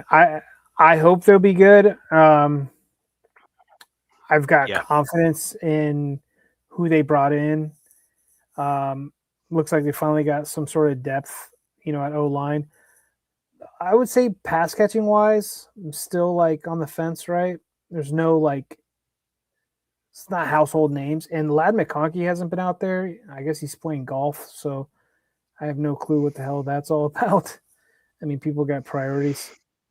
And then, so for me, it's the second thing overall. Long, to make a short answer long or long answer short, would just be the defense. Like, I want to see what that's going to look like. What are going to be the changes? Because what I'm thinking, Richie, is like, if it's not broke, why are you fixing it, kind of thing. And the defense overall, The Chargers were so close. The Chargers were their so close last year. They really were. So the defense to me, I thought was let's see, what are the Chargers 2025 Chargers defense? Let me just look it up real quick, just to see defensive ranking. Just so they were fifth in yards allowed, points allowed ninth. There's another fifth in another thing. Passing defense, they were fifth. Passing touchdowns allowed, fifth. Interceptions, they were seventh. Rushing defense, they ranked eighth. Rushing touchdowns allowed, they ranked 13th. So that was kind of their end yards per. So they were pretty poor against the run because they were 13th in rushing touchdowns allowed, and yards per carry allowed, they were 15th. But I mean, if you look at everything else, you are in the upper echelon in defense last year. And like I was kind of saying, it's like, if it's not broke, why fix it? If they try to do something drastic, it could be a mistake, in my opinion. Yep, I think that's fair. So I'm going to cover off my third and last thing for my Broncos in the OTA side thing here. But I do want to quickly cover off the Broncos announced that they are bumping Pat Surtain's salary for this year. I saw that. They gave him a $5 million pay bump this year as a reward for his quality play. There's also a couple other incentives to allow him to earn a little bit more than that as well. But by and large, I think it was earned. The one thing that a lot of people forget is when Pat Surtain was extended, he was almost immediately dwarfed like by three other contracts, like one after the other. and he's outplayed every other player that was signed after him. So, Yeah, like that's what we're he, seeing now, Rich. Right? Like it's yeah, like all these players. Like okay, for instance, Nick Herbig, I think just got a deal, right? Massive deal, like 4 year, $100 million deal or whatever. And you're just like I'm thinking, I'm like, yeah, he was decent, but it wasn't great. And you're just like, and then mhm, it got me thinking, I'm like, well, the Chargers got to pay Tooley soon. And I'm like, Tooley played a hell of a lot better than this guy did. And I'm like, oh God, these deals are just one upping, right? It's just this constant. It's got to break. It's got to stop somewhere. And Sertan, as one of the top cornerbacks in the league, yeah, and the Broncos got him at a bargain. So it's like, hey, we got to throw this guy a bone here or there to keep him happy. And like, look, yep. dude, we love you, brother. You know what I mean? I actually didn't have. So here's my thing that I would like players to come out and praise. I would like to start hearing these players with teams like what the Broncos are doing with Sertan to praise what the Broncos did publicly, because the Broncos paid Sertan quite a bit of money, but he was immediately dwarfed, and he he's literally the top corner in the NFL. Like he just is. Like Yeah. What he did is. I say something wrong? The top corner you meant? That's Well, what I you said said. he's one of the top corners. The short answer, honestly, is Oh, like okay, my like bad. yeah, He's the he's top he's corner. literally the top corner in the NFL, which Okay. is true. Like it's objectively true. And the other piece is that it's also kind of one of those interesting stats where he is so good at what he does that teams won't throw to his side of the Yeah. field. Right. Like so, like he doesn't even When you get to when a make the receiver stats catches a that yeah, because there was a yeah. game we were playing you guys, and yeah, you always hear the commentators are like, why, like anytime anybody catches the ball where Pat Sertan's covering, you're just like, ooh, you're playing with fire. And you are. But I think it was like we were playing you guys. I don't know if it was it had to have been last season, one game, and they kept throwing to a guy that Sertan, but it was like, God, and it's just like stop effing throwing that way. Just stop. And I think you guys got an interception or two. I want to say there was a game. I don't know if it was Sertan that got it though. But it's just like, yeah, it's just sometimes you have no option, but because he's on Yep. your top guy, right? And Yep. you're gonna be like, hey, look, dude, you better go out there and make a play somehow, figure it the f You get out. paid too. You get paid Yeah, too. You got to right. try to make that play, right? Yeah, Yeah. 100%. So, I have an interesting one, and this is I'm going to go a little bit higher level on this, but I think it's going to be an interesting piece, and I'm curious as to your take as well as the chat's take on this. With Bo Nix's contract coming up in the very near future, my Denver Broncos are going to have to start finding more and more late rounds and UDFAs that can fill into elite level roles on the roster in order to keep the team competitive in the The long term. bargain bin vets. That's another way Yeah. to supplement the Yep. roster.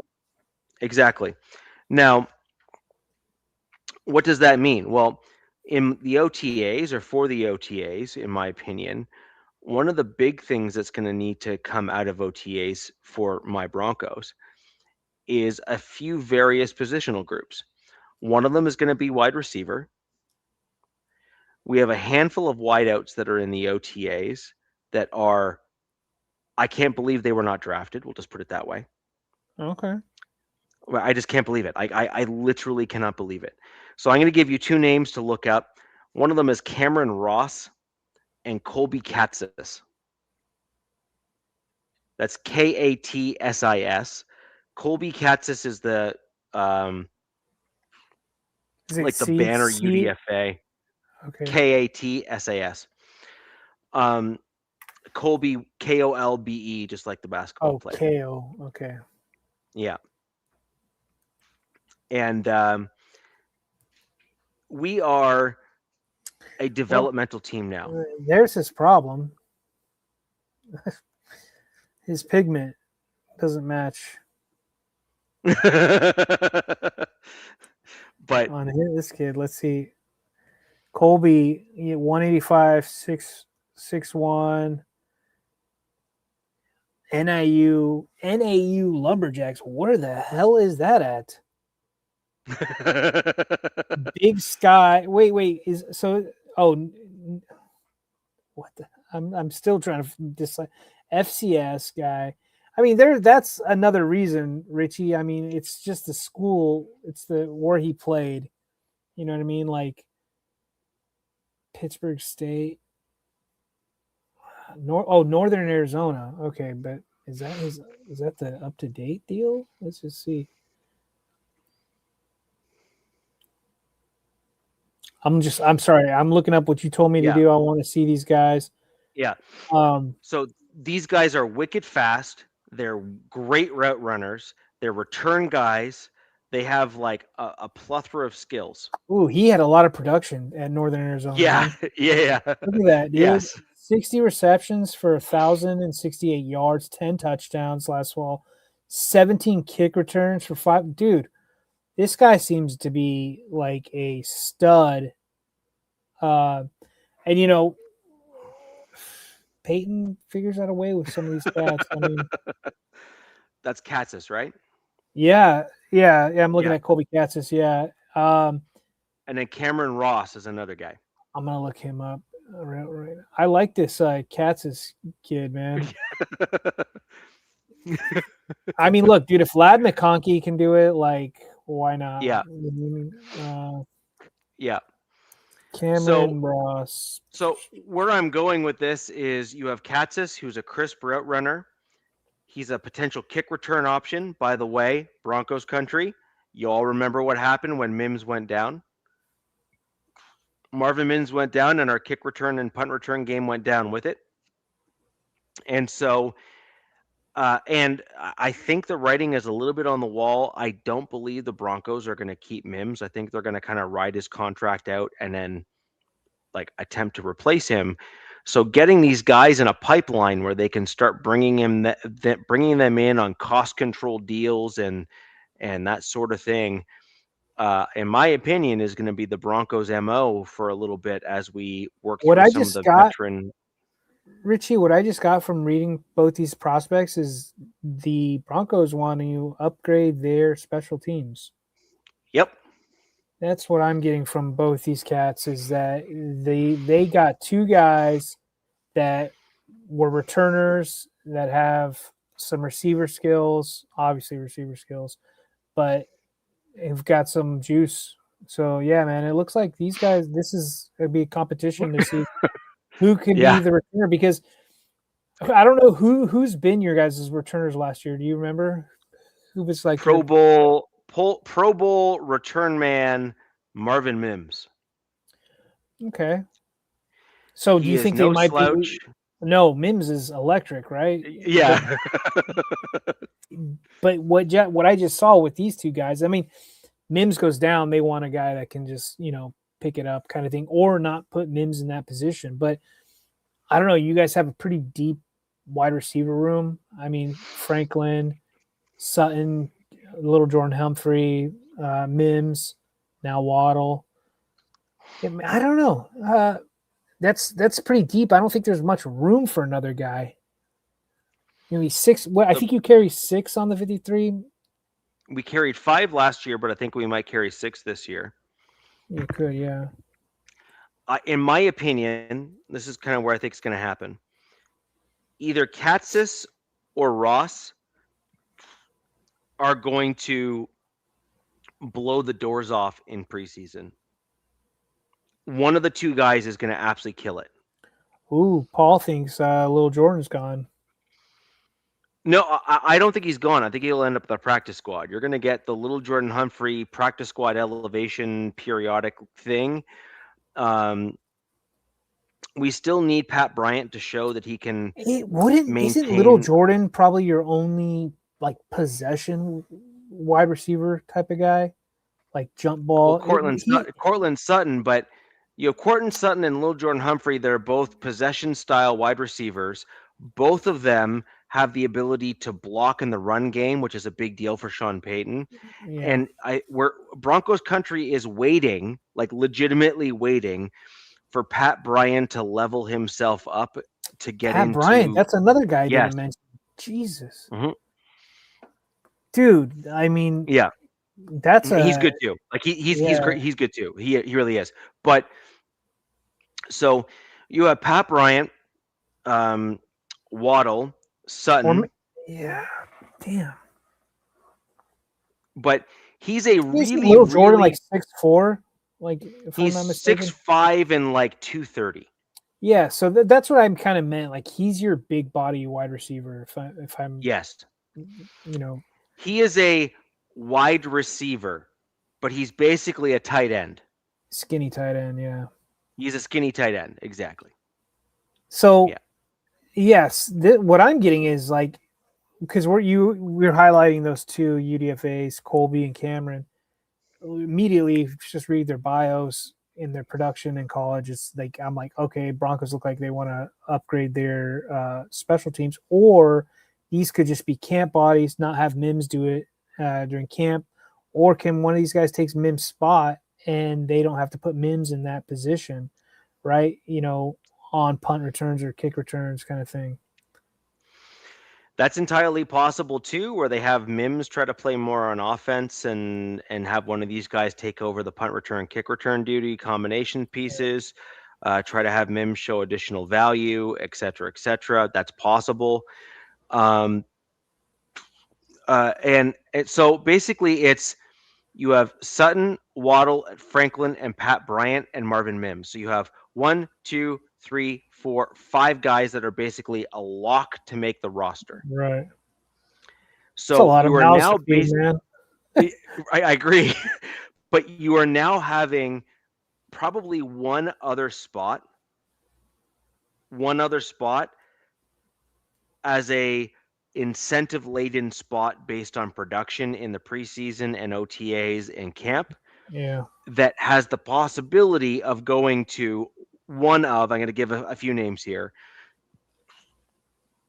Little Jordan Humphrey, Colby Katzis, Dane Key, who is Devin Key. He's a kind of a depth piece on the defense and a special teams ace for us on the team. It's his brother.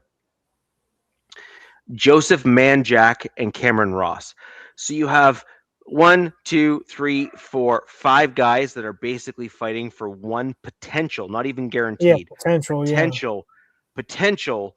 I mean, they can throw land on the in practice one squad, spot. and it's you. I mean, like 5 times out of 10, 9 times out of 10, if you want to say it, one of these guys is going to get called up sometime during the season because you're going to have a wide receiver battle within Boo Boo here or there, right? And Yep. say something, say Franklin, right? Say Franklin like goes down or needs a week or two. They're not going to have Mims running special teams. They'll bring up whoever wins that battle in camp, right? Like with these UDFAs or whoever you mentioned, that will be the guy that pops up, who's called up for a game or two.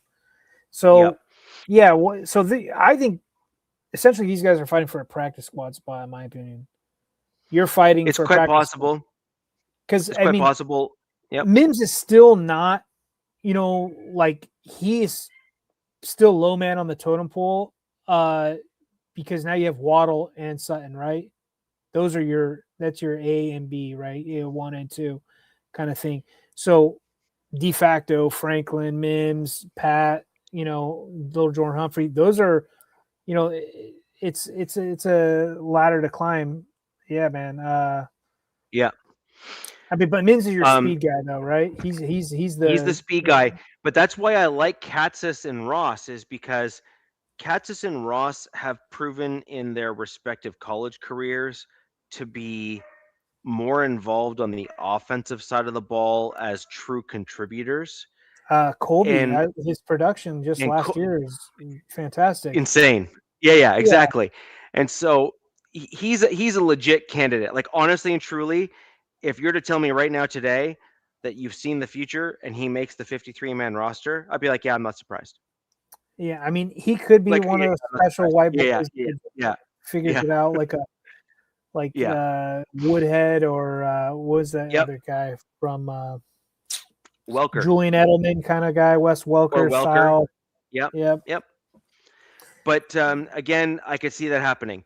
Now, bringing us to another position group, and that is the offensive linemen. The Broncos have carried between 9 and 10 linemen on the roster on the offensive side of the ball. Mm-hmm.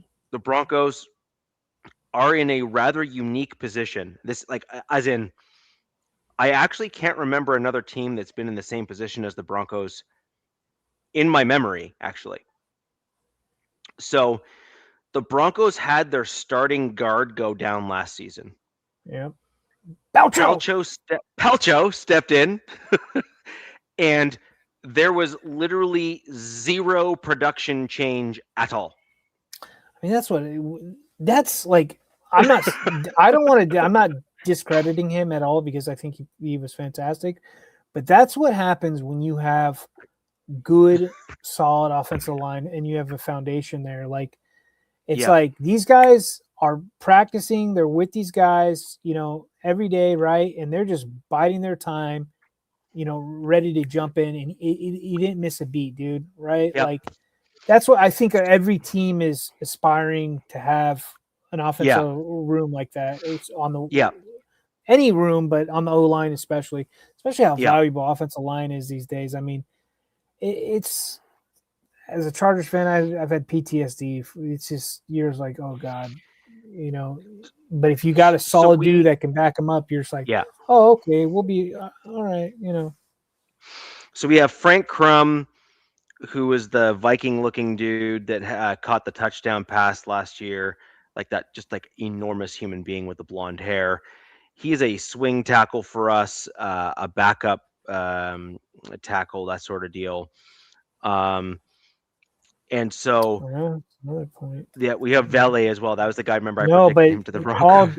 Paul brought up a point. Like you guys could very well trade another guy to a needy team because your wide receiver room is pretty deep, right? Yeah, And it's still young guys, and they're on. I think you have what rookie deals. Franklin and Mims are still on rookie contracts. Franklin, Pretty sure. Bryant, and Mims are all on rookie Yeah, contracts. so these guys are all super young and like just cheap. Yeah, shits and giggles. If Yeah. you did have to trade a guy and you traded one of them, a lot of teams would jump. Oh, they're young, ready to rock and roll. We see what they did. Yeah. You know what I mean, kind of thing. Yeah. So the way I'm looking at the Broncos overall here is we have Cage Casey on the offensive line, who we drafted. We've got Miller as a tackle that we drafted as a UDFA or brought in as a UDFA. He's the guy that I think is like the guy to look out for. The Miller guy. The Miller guy. And overall, when you look at linemen and tackles in particular, if you can find one of the tackle positions as a UDFA or mid to late rounds, and they can end up being a like true legitimate starter. Like, I mean, like upper end legitimate starter. You're in like the 1 percentile in the NFL. Yeah, you're in rare air. Like rare air. And the Broncos have got quite a bit of a room there in the UDFA tackles. Like Crum was UDFA. We have another dude, I can't remember his name, UDFA. Then we got Miller, UDFA. These guys have all started games or played as a additional lineman. Even at that position as a UDFA is putting you in an upper tier of finding guys and developing guys. Yep. And so Palcho, UDFA.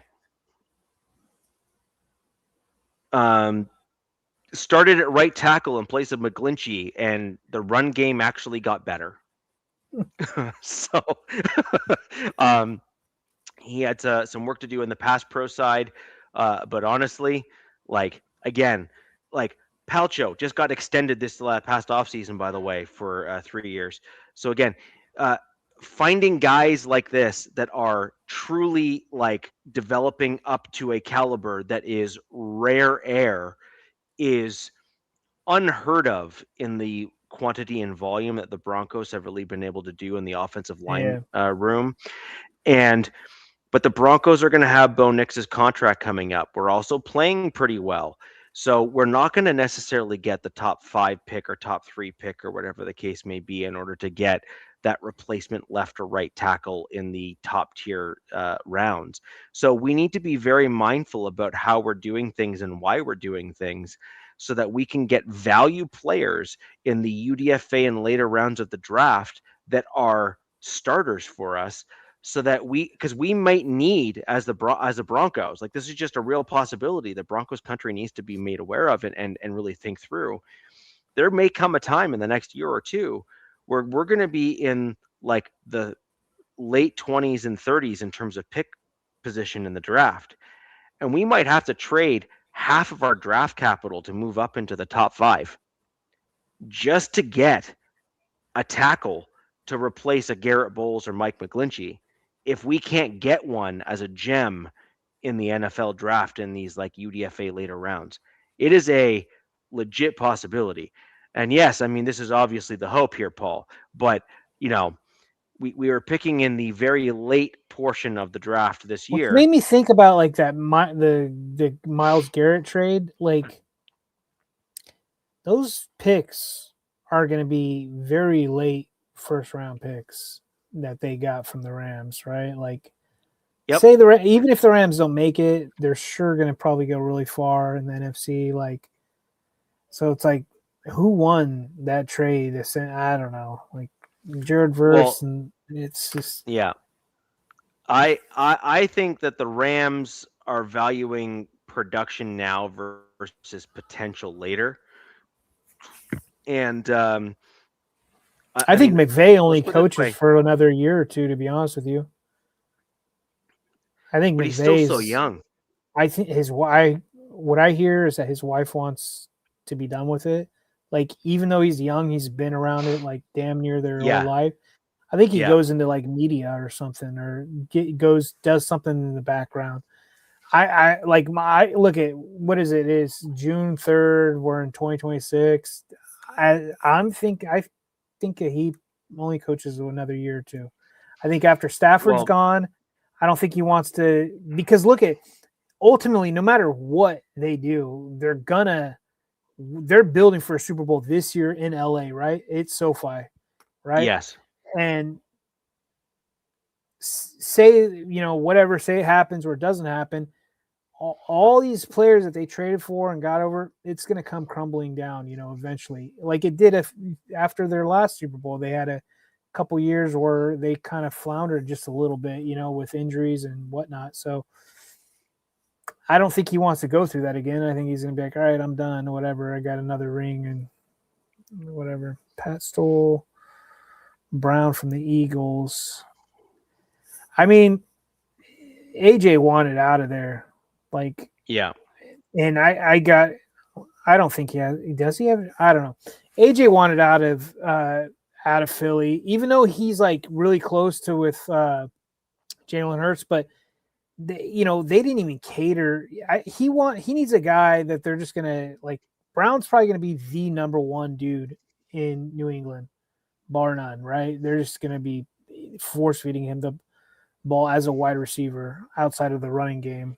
You know what I mean? Yeah. So, And I got one more position group in the undrafted slash late round guys for the Denver mm, Broncos. One more, and that is the cornerback room. Now, corners for my Denver Broncos is another rare air thing that the Broncos have done consistently, actually. So at this point here, you can't even call it fluke. It's got to be some kind of a system that they developed internally or something. Um, where they have found guys like Chris Harris Jr. as an undrafted free agent corner. They have found Jaquan McMillan as an undrafted free agent corner. Both of these guys are now or were at the top of their position group. Jaquan McMillan is certainly near or at the top of that He's going to get position, a payday somewhere, and right? he's gonna get like big time money, right? Big time Yeah, money. he's not And staying. He's then going to get paid somewhere. yeah. So now that being said, the Broncos brought in some other interesting guys at the cornerback position. Funnily enough, several of them are in that nickel corner spot. So you have Amari Harvey, Paul Manning, and Brent Austin. And then we have a returning guy in his second season in Jaden Robinson. Now, Brent Austin, rather, is the guy that's getting the most looks right now. And he is definitely in that nickel corner vein, as it were. And the Broncos have had tremendous history of developing these late round corners, keeping them on the practice squad, elevating them once or twice, and then having their sophomore season they explode. And then they never leave the field.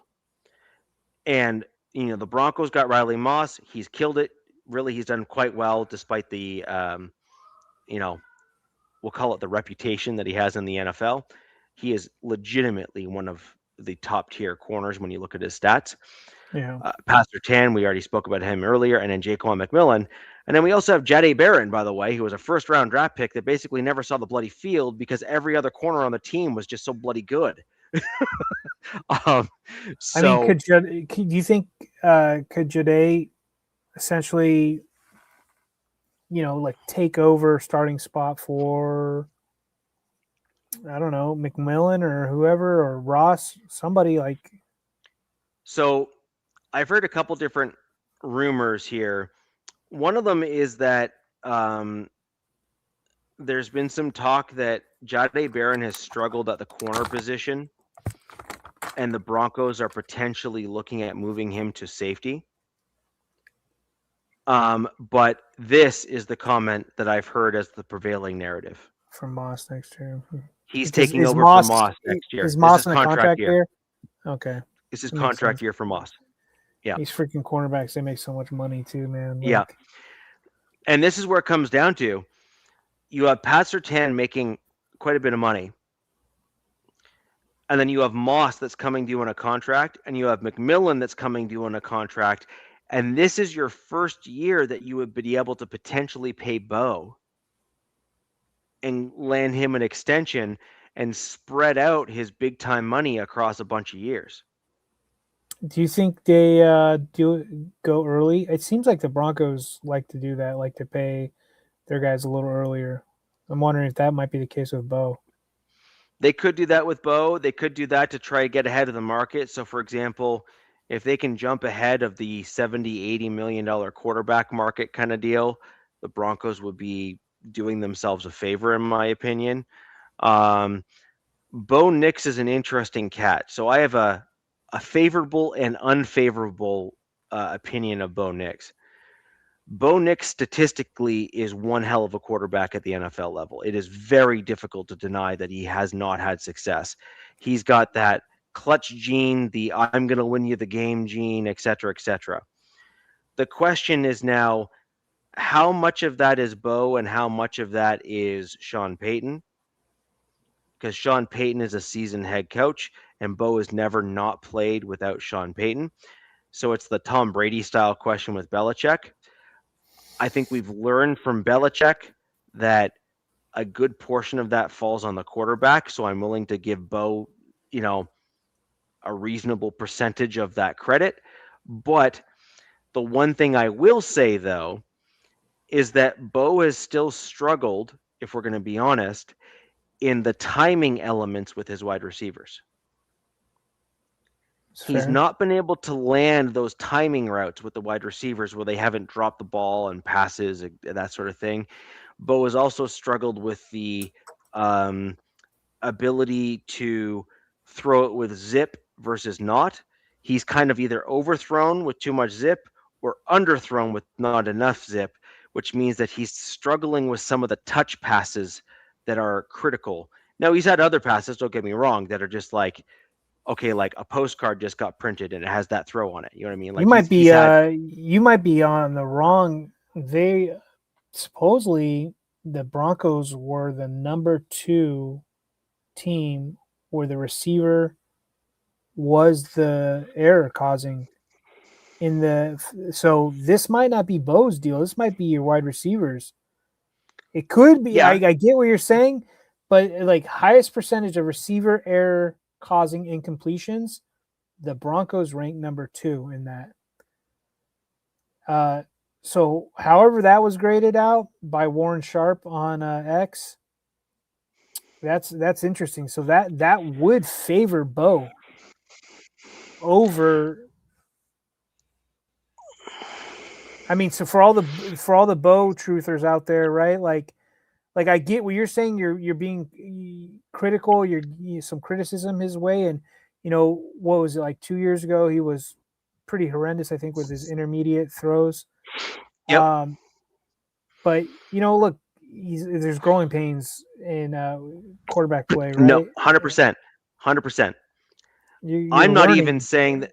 Yeah, I'm not even saying that he's a bad quarterback or anything like that. I'm simply saying that when you start entering in your quarterback making 50, 60 or Yeah, 70 million a year and it eats up that much of a percentage of your total salary cap, that quarterback has to be someone that elevates the skill positions that are around them, because if they don't, you're done.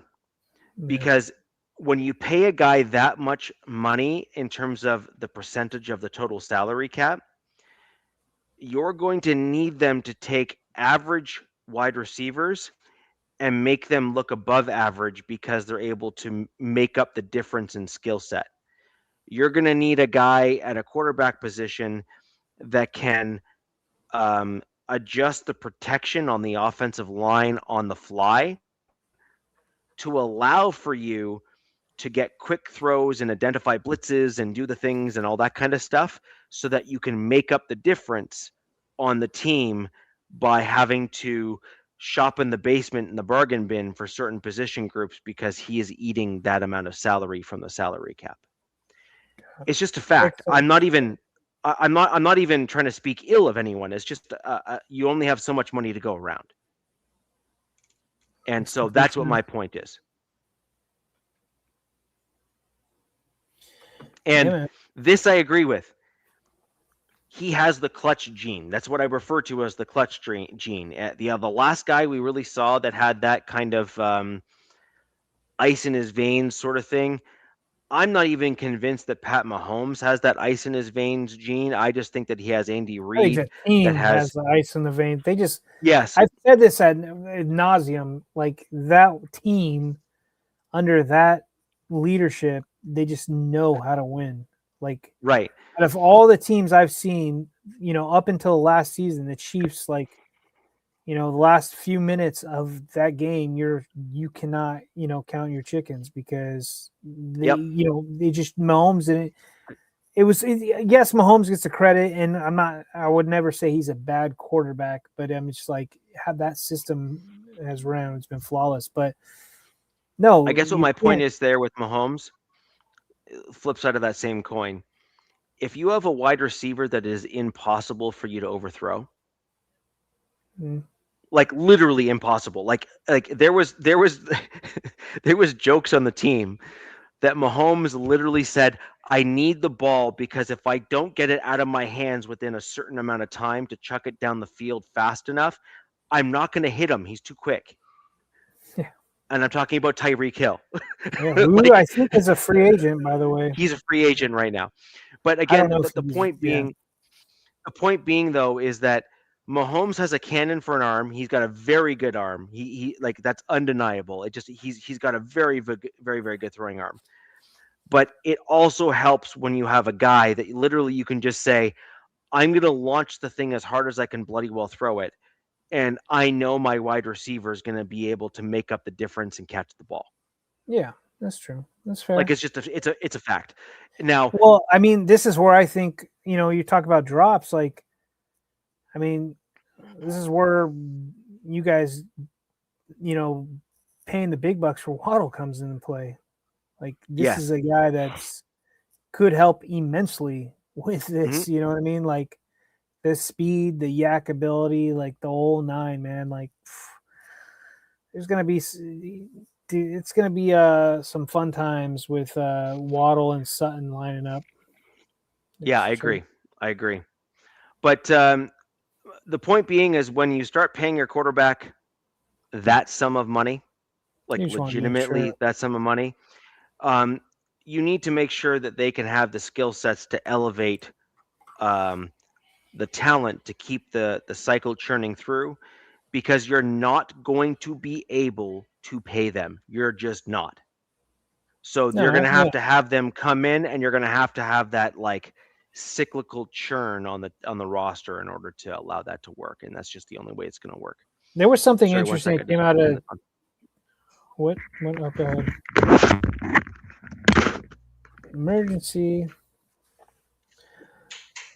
Yeah, Waddle's gonna be fantastic. Not looking forward to that. There was some stuff that came out like with the Chargers. Like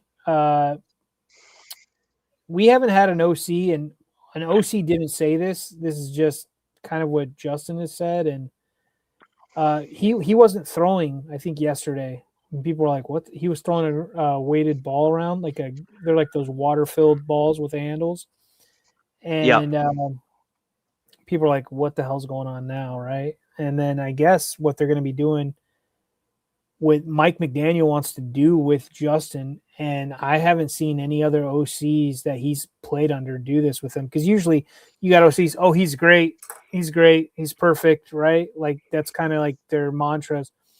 I guess what Mike has done is like, hey, you need to work on your footwork. So I guess once a week he's not throwing, and it's just going to be all footwork, which I thought was pretty interesting. Especially a guy, that I hold in high regards. That he noticed that there's something that he needs to work on, and it's his footwork. And I was like, all righty, rock and roll, like So, uh, so far so good with what Mike McDaniel has been doing in LA with these guys. Um, but yeah, that'll be interesting. So the question now is going to be, how does Justin respond to somebody that is, look, as much as McDaniel had we'll say challenges in with the Dolphins, yeah. he is held in a like elite level category as an offensive mind in the NFL. Even Justin's today. Justin's Yeah, eating like it up, dude. He's like, dude, if you see something like, I mean, this guy watched every snap, every throw he's thrown in his career. Like the guy was like, I watched McDaniel. yeah, he watched just every Yeah. throw he's thrown in his career. He watched it, and so he's like, all right, well, we don't need to work on your arm. We're gonna work on your footwork. And then the Chargers did like throw out a little like promo vid, and all of us savvy Charger fans were like, all those throws had touch. Those Justin was throwing all these throws, and yeah, they're going through the motions, like we said, right? Like this is just getting your kinks out. All the throws were not his prototypical, boom, like piss missile. It was all these little touch passes, and it's just getting the timing, getting everything, getting the chemistry built with everybody, which is something that he didn't do these last 2 years under Greg Roman, because Greg Roman's a terrorist as a OC. And yeah, so it's going to be an adjustment period. Duval, welcome, Joshua. Um, yeah, man. So I like it. I like it. Like, dude, just keep working on your craft, man. You know what I mean? Like, get better. And that's where I'm at, is that so we had a question from Mike Carmelini earlier, if you remember, about like the AFC West, and this might be a good way of kind of summing up the show here, which is The Chargers could easily be the winners of the division this year, so long as your two tackles have recovered from their injuries and you don't see a drop off in play, There's a lot of things that have to go right. right? Um, there, So, there's a lot of things. Each throw the brutal schedule out, right? mhm, And you just think of all the things that have to go right. It's. I'm glad I'm not a head coach. I'm glad I don't, yep. coach in the NFL or But yeah. you I don't keep on know. I don't know forgetting. who to pick. I don't know who to pick. I guess what just the safe bet to be is just pick the Broncos. They won the division Look, last year. I think that's a fair pick, and I'm going to stick with it, not because I'm a Broncos fan, but because my thing has always been, even when the Chiefs were atop the division, which was, and I said this with the Chiefs, you and I think both kind of generally agreed on it as well, which is until proven otherwise, There you the go. Chiefs were the winners of the division. Well, last year, the Broncos, with the exception of how we played the Chargers interdivisionally, were the clear winners of the AFC West. Yeah. Like It for was sure. painful for me. Like, yeah, you guys. I mean, I was. I don't know. Just the injuries were sickening. But like, Yeah. that's another. There's another aspect you can put in as a Chargers fan. For me, is just expect something drastic to How happen because many it people happens get hurt? How right many every people get hurt? year. Yeah. Every year, Yeah. it's just like, oh god. But Yeah. going 5-1 in the division when you could have gone 6-0 in the division, to be honest, and Yeah. still not winning the division is freaking brutal. Um, Yeah. but I think what I've gotten from the six pressers was Deion Henley, Khalil Mack. I think it was Derwin James. I'm not sure if it was Joe Alt, Rashawn Slater, Justin Herbert. They're all like they're focused on playoffs right now. Like, and I haven't heard them talk about it this early. For a few years now, I haven't heard this team talk about hey playoffs. They're sick and pissed off. They're like, we don't understand. We're a better team than that. Yada yada. So their expectations at least is playoffs. How they get it, if they have to go in as a wild card, which let's face it, man, if you look around the rest of the AFC, that's going to be really tough to get in as a wild card, right?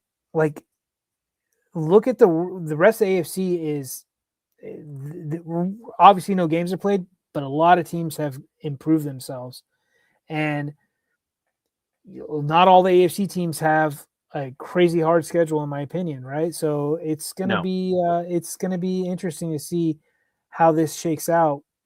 Um, the I'm sure the Bengals are going to want to make some noise. The Bills and Ravens, I think, are the highest odds right now at the AFC. The Ravens, that confuses me because I don't know. They've just seem to Lamar Jackson seems to have a very good PR team. they got something, Um, man. I don't get it. because he really hasn't done a tremendous amount, if you're going to be honest, overall in his career in terms of like true success. Kills it in the Um, season during season. Like he is Richie, the most dangerous guy with the ball in his hand at quarterback, and you could throw him in there with players. The guy is elite when he has the ball in his hands, and he's gotten better as a thrower, as a passer. I hate to admit it, but he gets hurt all the time. He takes himself out of games. Like there's things that, and it just yeah, I don't know. yeah, well, that's part of the problem is that if you're taking yourself out of games and if you're getting taken out of games, then you can't win games. Yeah, And the long and the short of it is that he's another one of those guys that he got paid the bag, and as a result, you no longer have the money available to you as a team to build or bolster a deep enough roster to allow you to sustain a meaningful stretch of injuries or losing him as a player because you need him to be on the field to make the difference for you, and he's not on the field as much as they need him to be. And or in the playoffs, the other challenge there is that he has struggled. He has not played up to what his the bill of goods, as it were, is, and he has ultimately lost a good number of those games as a result. I would say that Herbert somewhat falls a little bit into Same. that Yeah. category. If we're 100%. going to be Yeah. honest, like, just, I'm not Yeah. trying to throw shade or anything, but if we're going to be honest, he's kind I of would got that say same general reputation. the thing Lamar had the same head coach, so he was in the same system through his whole career. Justin, that's not been the same case. Justin has had this is now Justin's third head coach, and Mhm. God knows how many OCs now. So there's that. But yeah, look at the last 2 years in this regime, one and done in the playoffs. So and both games just happen to be his worst games of the season. So Yeah, yeah, you can't do that, man. And if that happens again, then you're gonna have some really serious conversations, some really tough heart to hearts. And I agree. At that point there, you'd have to start saying, like, if the rest of the team is that good, is your quarterback the reason why you're not making it further? And is the rest of the team good enough to carry you if you went ahead and did something else or whatever the case may be? And I mean, those are tough calls, right? Like those, like no one wants to have those conversations. But to your point though, like at some point you have to be objective about the circumstances and the situation and simply say, like, what else is the problem here? Because the dude has been the consistent through line. The head coaches have changed, he's and he's been. and to me, and you guys can argue this, he's one of the toughest quarterbacks in the league right now. Is I Justin agree. Herbert plays with injured, stiff arming guys with broken hands. Just he's a tough sob. But yeah, the performance in the playoffs has been just pitiful. And I'm not even talk about that Jacksonville game because I think that was the whole team just pissed themselves in that second Collapsed. half. Collapsed. Yeah, Yeah. because I Yeah. mean, look, it takes two to tango, right? Like you only score 3 points, but then yet your defense gives up all those points, kind of thing. Like Duval, Joshua Morrison. Yeah, It I was, completely agree with that. But and then in the other division, you have the rest of the division rather. You have the Raiders that are figuring out who fits the new scheme and the new regime. and it's division game, and they're going Um, to come at you and like it's every Yep, game, every yep. Sunday.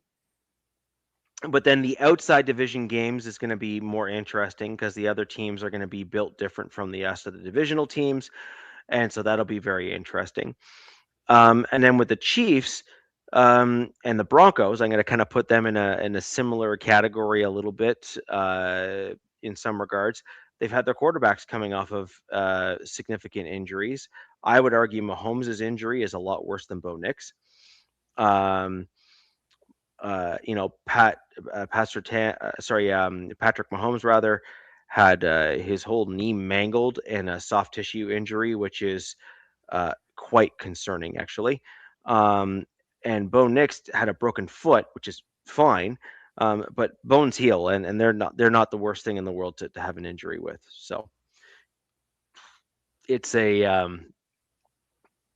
Oh, they're talking about Super Bowl already, huh? Again, like the Patriots are not going back. They're going to be good, but they're not. The AFC West had last year. Who was it? Like you just had too many teams just fall apart. Chiefs, Bengals, Ravens all fell apart last year. I'm telling you right now, every team that comes into Foxborough and everywhere that Mike Vrabel travels with the team, there is going to be hecklers and Oh God, undermining comments and a whole 9 yards. Like, here's an example. I can't wait to see Mike, the Rossini fatheads if they have yeah, them. yeah. No, but let's look. This is the thing that's crazy. Diana Rossini was 7 months pregnant, and they went on a private boat together when she was 7 months pregnant with her son. Her son, when was born, was named Mike. if someone doesn't start throwing up, give little Mike Rossini a paternity test on the regular during Patriots games. I'm sorry, but like I'd be shocked Yeah. because All it's been hinted at throughout the entire media. We're not affiliated with any media outlet, so we can kind of say the thing. um, they've crushed this story after a while. I mean, it's pretty much died down now, but you know, they'll something else will come out. You'll see. for sure.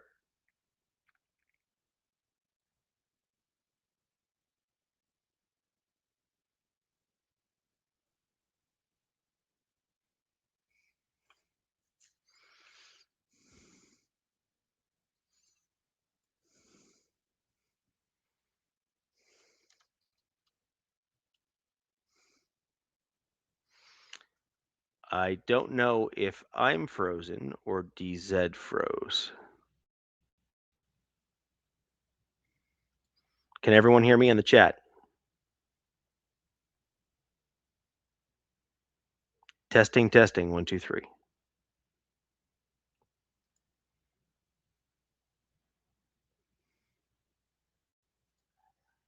Okay, perfect. Thank you.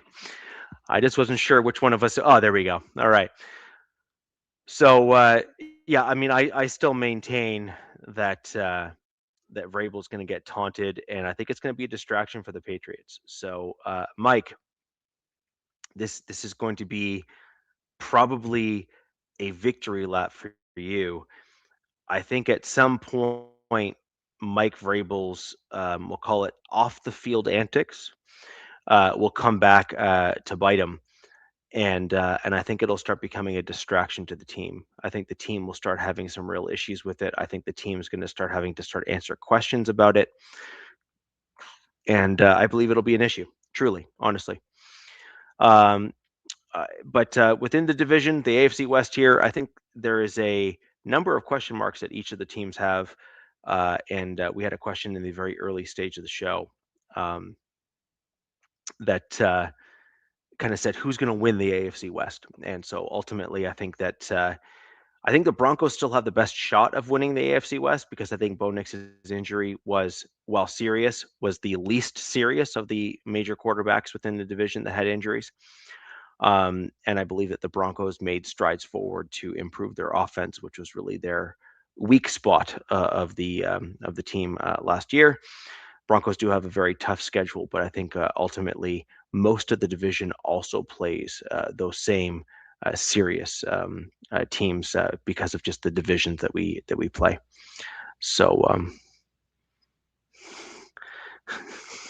yeah, dude, you may as well. You may as well. And there's going to be some kind of sign that'll be held up that'll be like when the houseboats are rocking, don't come a knocking kind of thing. Like there'll be a whole bunch of crap like that that are going to be put up as signs. Like for sure, I know enough of the northeastern folks there in the U.S. that the signage is going to be quite brutal, and it's going to be without regret whatsoever. And he's going to get heckled all like the entire time, just the entire time. Um, but he's married. Rossini was married. Both of them were in the wrong. But ultimately, I think Mike is going to is going to end up being put in a position where he's just going to get heckled by fans. He's going to get heckled by media, all that kind of stuff, and I think it'll eventually become a little too much for the team to stay focused, in my opinion. But that'll do it for the show tonight, guys. We kind of went over the OTAs for the Broncos, went over the NFL news. So we have the A.J. Brown trade that we covered. We have the Myles Garrett trade that we covered. Also, I covered briefly there the Pastor Tame $5 million pay raise for this coming season for Mike and others that are um, joining us here. There's some additional incentives in that Pat Surtain deal as well that allow him to earn even a little bit more than the $5 million, depending on kind of how he plays and what he does. Ultimately, I think that was a very good look for the Broncos. And I think the division as a whole has gotten better. I think the Raiders are much better than they were last year. And so the rest of the division needs to pay attention and make sure they treat the Raiders rather as a serious franchise within the division now. especially with the quarterback and the regime and the other moves that they've made. But ladies and gentlemen, that'll do it for the show on this Wednesday, June the 3rd.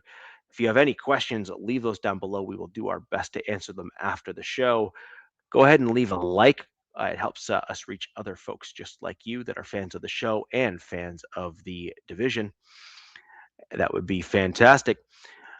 We will be back next week. We are working on some interesting content for you guys to have on the show.